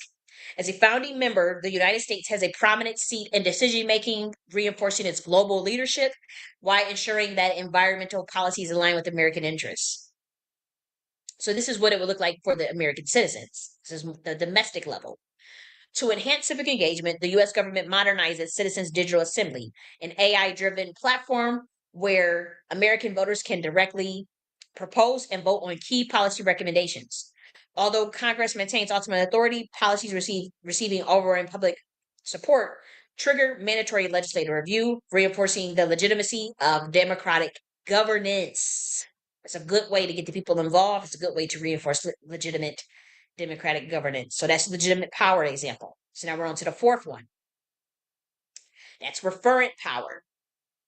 So for the global stage, the U.S. will launch the Nakhti Renaissance Project, an initiative that funds global creative talent in music, film, and literature in collaboration with American artists under cruelty-free artistry. By blending international influences with American storytelling and innovation, the project expands our cultural soft power. Because that's what we were looking to do, is to develop that U.S. That cultural soft power, as well as making American ideals, values, and entertainment even more desirable across the world. But will while not exploiting marginalized cultures, or cultures such as like Black American culture. That would be a bit different than what I'm talking about, unless Black Americans themselves wanted to do something like that. But for what I'm talking about is the overall arching carving of the latest talent and music and film and literature, and even investing in that with American artists that are current. So again, we're moving out of this like this attention seeking influencer content type shit. Like we're bringing back like WPA type shit, like the Federal Writers Workers Project, and the investments that was like even made in the Harlem Renaissance. You would be recreating that. The investments that was made in the jazz industry. There was a lot of investment that was made in the jazz industry by it wasn't the WPA. It was a art project that was still under the New Deal, just like the Harlem Renaissance. And that is how you build your soft power up. We're talking about running an empire. We're not talking about bullshit Twitter spaces arguing about nonsense. We're talking about running a fucking empire and staying on top and creating power outside of coercive power. Okay? Referent power, legitimate power, social power, reward power. Actually, social power is very important too. That kind of goes under referent power. And so for the American citizens, I forgot to make this bold. Make the other ones bold. Hope I did. Okay. For the American citizens, we have a nationwide Visionaries of the Future program. So, Visionaries of the Future program is where public figures exemplify intelligence, ethical leadership, and creative problem solving. They're giving the platform to mentor young Americans through a mix of holographic presentations, immersive learning environments, and real world apprenticeships. Apprenticeships are very important to me, paid ones at that. These figures inspire the next generations to embody American ideals of innovation, resilience, and progress. And so the last one we have here is expert power. So expert power, it stems from your knowledge, remember your skill and your technological advancement. And so for the global stage, the U.S. develops Project Nakhti Space, a revolutionary space-based solar energy initiative that provides limitless clean energy to participating nations. The project's advanced energy beaming technology solidifies America's leadership in space infrastructure, with other countries depending on U.S. expertise to implement similar systems. On the American level, and honestly, I have to say this can kind of be global too, because we can kind of outsource this technology as far as like on a global level, but as far as like the American citizens, this would be the U.S. Department of Agriculture will launch Agritech Nexus, an advanced AI powered farming network that connects American farmers with real time soil analysis, climate predictions, and automated pest control solutions. Using satellite data and machine learning, the system provides hyper localized recommendations to maximize crop yields while minimizing resource waste. This initiative empowers farmers with cutting edge expertise, ensuring food security, increasing sustainability, and solidifying the U.S. as a leader in agricultural innovation. There's so many ways to innovate agriculture. You can even like develop a cryptocurrency around agriculture, like seriously. Um, but I would say the Agritech Nexus, like this could be like actual software that could be probably have some exclusive trade agreements in terms of licensing out the technology, um possibly on to allies, like obviously probably be allies, or you could just keep it domestic. I mean, it's the Department of Agriculture that would develop this and launch this, and so you can keep, and it will be voluntary for you know farmers. If they want to use it, they can use it. They can, I would prefer their feedback on even features, like what features are important to them, what can be automated, to take the workload off of them, like what kind of things can be automated by AI, by predictive analytics, by machine learning, what how can we even embed that AI in the technology itself? What the farming technology itself? So we would obviously had a have a committee, an agricultural committee, and I had this in one of my books actually. I talked about this. That are experts in farming, experts in agriculture. They would come up with the real nooks and crooks of the agritech. So everything that you see here is stage. It's very stage one ish. Not even stage one. It's preliminary. Everything that you see here is preliminary. I don't give out all of my fucking ideas on the internet, contrary to popular belief. But this is very preliminary stuff that would have to be flushed out at a much higher level, reiterated at stage one, stage two, stage three, stage four, in an agile manner. That's how my thinking is. But obviously, these are not the end all be all of my ideas, in terms of someone thinking it, like, as some people took stuff like from my books and stuff and thought they could run and replicate it, not realizing that that stuff was already it was stage one. It was never like the whole, like and again, the stuff is grid locked. As far as like, I'm not allowing people at a certain frequency to be able to steal high frequency, high vibrational frameworks. It's not going to work that way because the spirit behind it is not even in it. Especially the people that was involved in actually socially blacklisting me and financially blacklisting me. My stuff would never be able to work for them, for those type of people. And those same type of people try to steal ideas from me after even doing that. And so I find them quite credulous and disgusting, to be quite frank. Um, but I do have to say, that's it for our workshop. This is all available on in uh the chief architect folder that you see. But when you go to the link that is specifically under the comment section on Twitter, is the link to the civic affairs. I'm sorry, the governance and civic affairs department at Nakhti University and the Nakhti Order. That's specifically for that folder, as well as on YouTube. I was unable to get it on Rumble. Oh, okay. So Royal Deluxe did comment on there, so I can share the link. I'm gonna share the link on Rumble as well to that folder. And then you will click on, like I said, I'll actually share it here again so you can see it on your screen since we're done with the with the session rather. Um yeah, both of these you would this is the link. You would click on, this is the workshop where you can find the 5 forms of power and those case study uses. And then here is the governance and civic affairs department simulation exercises of the advisory executive orders. You would click on that and you would see the 4 executive orders that are there. The first one was Assange Whistleblower Protection Act. It was Assange Whistleblower Protection Act. The second one was the 2025 Proclamation of Neutrality. The third one was the Military Substance Integrity and Social Soldier Welfare Act.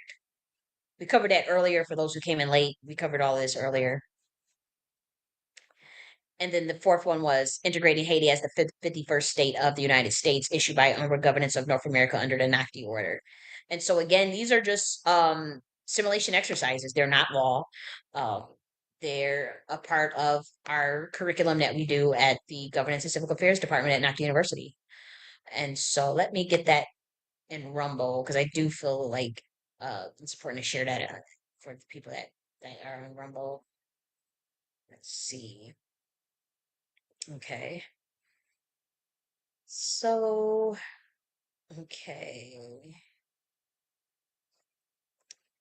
Yes, we were covering the second part of our session, Supreme. I feel like your energy. I feel like like, you know, yeah, I don't know who you are. This is your first time here. And I don't think you should be questioning me. It's my channel, Mr. Life from earlier. Yeah, I could be on here for 24 hours if I want. But even earlier, you were like, "Oh, that's why I don't teach my." And you know, uh, I'm gonna give you one more chance. After that, your ass is banned. I ain't even gonna hold you because I ain't got the time for it. I don't have the time for the subliminal stuff.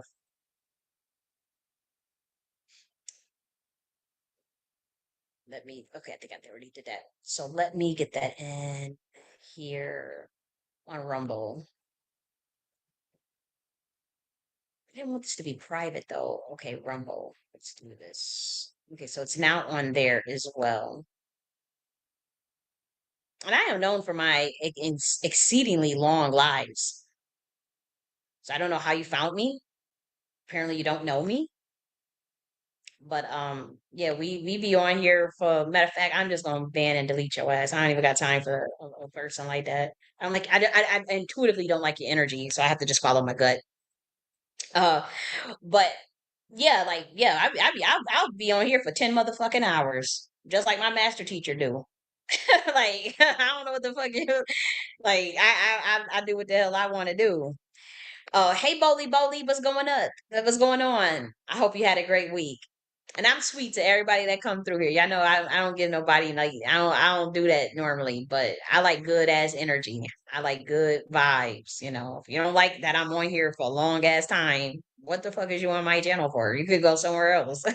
Like it's my channel. I don't understand why you niggas think you control what another person do. That's your problem. You have narcissistic tendencies. Just like this is the same person I was like, oh, that's why I don't teach my sciences.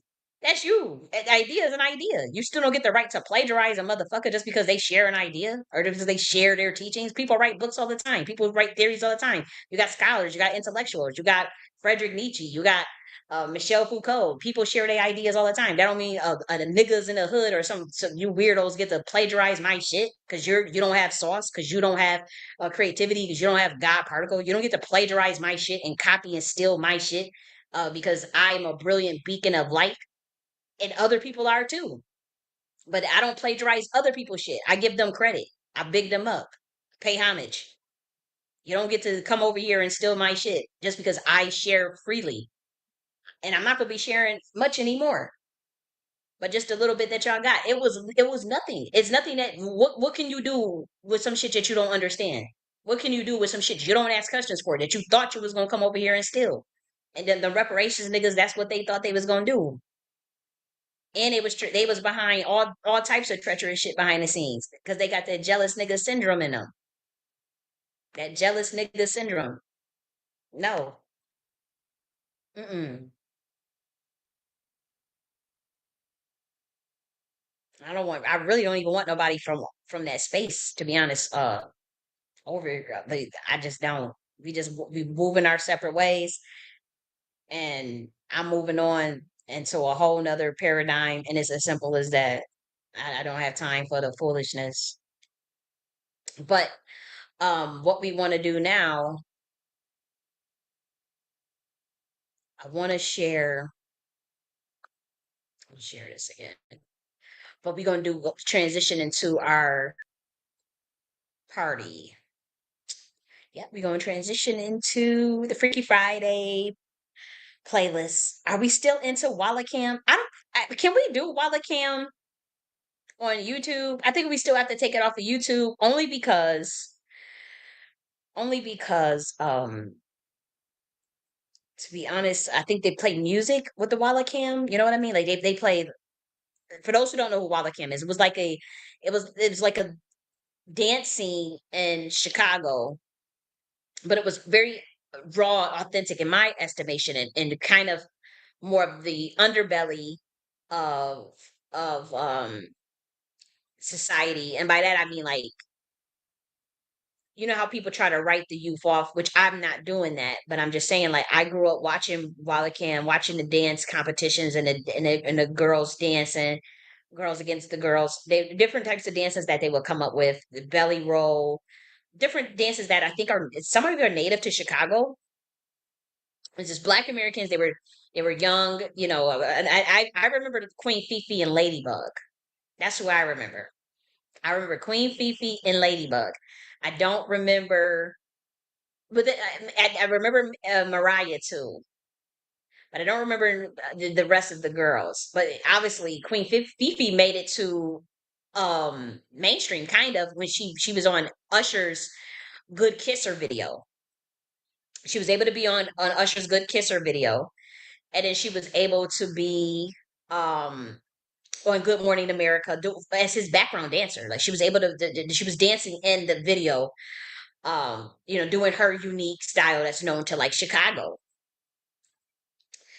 And so I was very proud of her because she's an excellent dancer. She is an amazing dancer. She just is. And actually, I was trying to look for like some of the clips from Walla Kim that I remember. They now removed off of the internet. I was so hurt. I was like, that was one of my favorite ones. And I know there's certain things in my mind that I remember. So I'm like, damn, I guess they deleted it or something. But and another one that I was very smitten with was Ladybug. See, Ladybug was not liked by Queen Fifi's crew, supposedly. And I won't say Queen Fifi's crew, but it looked like they were bullied. But it just seemed like they had a bug in their ass about Ladybug. No, no, maybe that is just me reading a misinterpretation. Because I'm telling you, when I was younger, I watched every video, so I know what went down. I know how people will push each other and start to like, you know how you push each other in a competition, or you mush somebody in the face in a competition and shit. Like I remember them kind of giving Ladybug a harder time. It was really weird. And I felt like they were haters. I'm not saying Queen Fifi was a hater because she wasn't, because she danced better than Ladybug, and she wasn't hating on Ladybug. They actually had very powerful chemistry together when they danced together. But I just felt like people was hating on Ladybug. Like she was like the black sheep, but she was, as far as her natural rhythm and her natural charisma and talent, I felt like she was one of the best. Like I felt like she was like she stood out. And for those who don't know, like in Chicago, Walla Cam, it was big to do like the belly roll, like your movement control over your belly roll and over your butt. You will get judged by that in terms of like who will win the competition. You know, movement of the butt cheek, left cheek, right cheek, left cheek, right cheek. um, Motion control, control over the belly and the movement, conciseness, precision. It's not sloppy moving all over around, you know.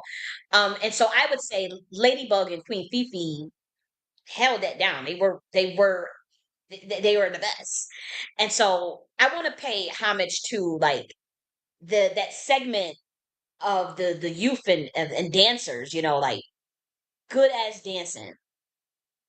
dancers that are amazing, like, I want good, I just want to push up this energy. I'm infusing like the airwaves with the energy of the Black American youth, Black American dancers that are raw and authentic, because they have a lot of power in the movement of their dance and rhythm. And so I think I want to go that direction today. I want to show some of the Walla Cam stuff, some of the shit that I grew up, watching, you know, um, in my younger years, and Walla Kim was definitely the shit back in the day. I don't know what they're doing now. And like I said, if I had a brick and mortar community center, I would love to offer like them type of competitions again. PG-13 ain't no, ain't gonna be no fucking or nothing, or no old ass men hitting on no young ass girls or nothing. It would be women ran, and so the men could be involved as dancers, obviously, with females, and they could dance together, with women rather, and they could dance together, men and women, and have little groups and competitions and whatnot. We could women against women one week, and prize what's it called, prize competition, prize money, and put money in people's pockets, and give them room to express their soul through good ass dancing, no strings attached. Just enter your contest, rehearse at the community center throughout the week, and get your dance on. And on Fridays we do a live broadcasting of this. That's what I would love to do, and have them dancing they ass off, like how these young kids, how these youth used to do, had them black youth dancing. And I would love that so much. Oh, shout out to Walla Cam for doing that. Like I said, the only thing I didn't agree is when y'all was doing dark skin against light skin. I just feel like, and it was a man behind coming up with that idea, of course. um I did not like that. I don't like putting nobody against one another based on their skin color or their shade or nothing like that because y'all, we already know y'all some colorist ass niggas, and y'all, I don't like how y'all do my dark skinned ladies.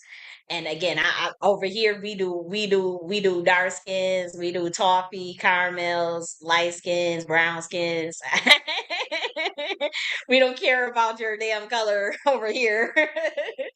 As far as the spectrum that Black Americans come in, and so, I don't think we should ever be putting no dark skin against no light skin like that. Like, I don't like it. It's just creepy. I don't like that. I don't like that. That was the only thing I didn't like about Walla Cam. But the videos that I'm going to show today, they don't have that no dark skin against like because again, it wasn't all competitions. It was just some of the competitions. And so I think, yeah, let's do some Wildcam. I want to shout out Queen Fifi and Queen Ladybug. I want to shout y'all out because I remember y'all. I grew up watching y'all. Oh, and Queen Lanny Pop. I remember Lanny Pop. She was a pretty good dancer too. She had a big old juicy booty.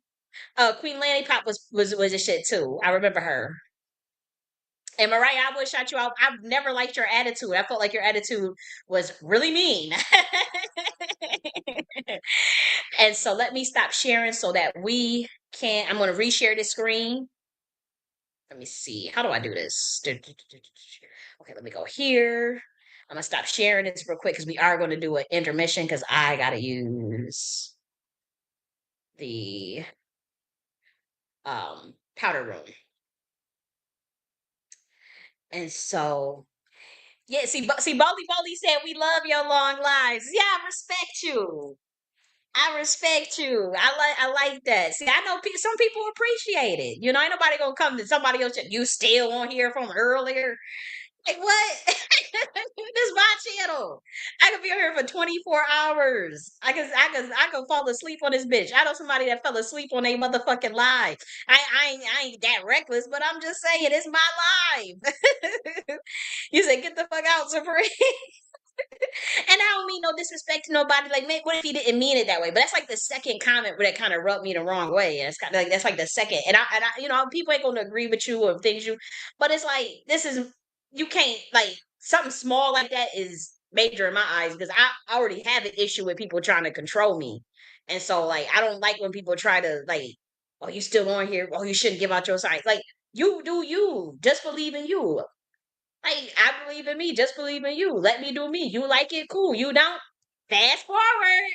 Like Kanye West said. Like, what the fuck? I can't believe. Like, just do you. I'm doing me. Like, if there's lessons I gotta learn from mistakes that I'm making or whatever, I'm gonna do it.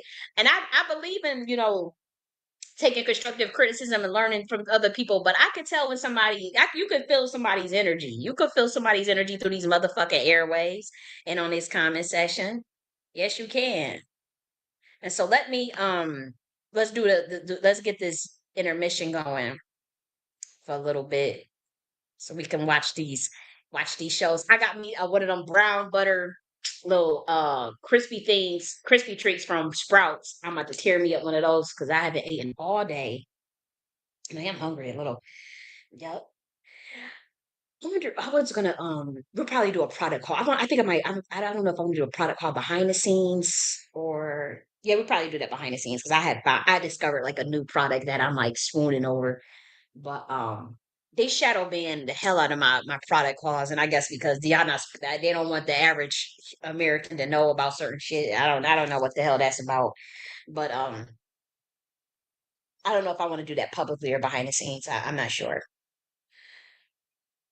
So Caitlin says, I love learning. This is so amazing to me. I appreciate you. That's my baby girl. And so we're gonna be back in a good 5 minutes. 5 minutes should be good. Let me put up this one right here on Rumble. Let me get something going on Rumble because that looks crazy. It's just a blank screen. Let me see if I could put this up here. There we go. Okay, so we'll be back on Rumble as well. Taking an intermission on Rumble as well. I wonder if I can add. Let me see if I can add this one too. Maybe it allows me to add it. Okay, well, I'm still gonna mute my mic. Let me mute my mic for a little bit. Just give me 5 minutes. I'll be back.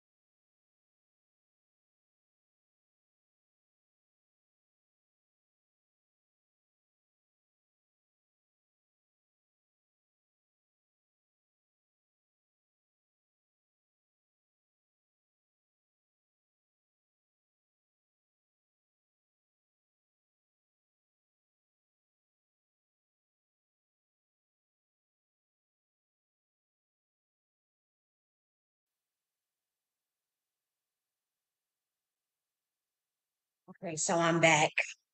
Now let me get my screen share. I do think we're going to have to take it off of YouTube though and continue on and Twitter. Let me see. How do I remove this? Oh, okay. Because, copyright issue and whatnot. Get through my womanly duties and have meaningful sister time and learn the very best. Oh, I appreciate you. Yes, I love it. And so, if you guys do want to continue, you have to either go on Rumble or on Twitter. Let me see if you guys, I'll probably put the link to the Twitter on here, but I think for the most part, people pretty much know where to find the Twitter. I don't see like it. I feel like people be hate watching me on Twitter because why aren't y'all liking the post? But it's so many. I have way more views on Twitter than on YouTube and Rumble, so that makes me think like y'all just hate watching. And to be honest, that is weird to me. That's another reason why I just prefer to go underground with the people that's more serious and just take it over to Nakhti University, because then that way I can weed out a lot of the hate watchers and people that's surveillancing and they clearly don't wish they're just hate watching. It's not like they're looking to see what ideas they can steal, whatever. And so I gotta the best way to mitigate that is to clearly go underground. Because and then we can really see like who's really my tribe. And so I had a playlist. I didn't know if I wanted to go more with serious. 'Cause obviously, you see, we have Kendrick Lamar in the mix, and some of the more serious songs. At least in my eyes, they seem to be more serious, and then like more of the freaky music. And so I didn't know if I wanted to do more, freakiness. And all music is serious, I guess, in the grand scheme of things. I don't mean to come off like that, but like in my mind, there are songs that have a different vibration and message. And so, um, you know, when I think of like, some of the more music that has more of the freakiness, that's more about sex, I kind of don't put that on the same level, say, as a song that has like more of like a different message for me that may like help me say like with depression or help me with my anxiety or help or motivate me versus a song that puts me more in a freaky mode, more of in a party mode. So that's what I mean by like that's what I meant by that when I said seriousness. But I was thinking like, do I want to start with our freaky playlist and then go into Walla Cam or then go into Walla Cam first? I think we should go into Walla Cam first. I think we should go to Walla Cam first and then Queen Fifi has her own YouTube page. And so we're going to be playing some of the Queen Fifi and Ladybug. And this is old school stuff. Like this is stuff from Wallacam growing up, stuff that I like, that I watched, you know, with my girls. I remember where I remember exactly where I was at when I found them, and I remember we watched all of Queen Fifi stuff. Like I remember we just sat one night and we just got our life. I just thought she was just amazing. I think she's amazing. And so what happened to this? I had this did I drink that? I guess I did. And I thought I had some left still. Never mind, something else got distracted. But nonetheless, I am gonna remove this from YouTube. But I'm gonna put the link in there. I'm gonna put the link in here. And we're about to jam to some Walla Kim. And again, we're infusing that energy of raw, talented Black Americans in Chicago, and we're just infusing the airways with that energy of seeing good dancing, what good like to me this just brings it's nostalgic. It's nostalgic, I have to say. It's very nostalgic. And so let me get this off of there. Just remove this. If you're on YouTube, have a great, great, great weekend. Love you, appreciate you, love those that support me. You support me, I support you, I respect you, and I thank you so much. And you guys have a great, great weekend.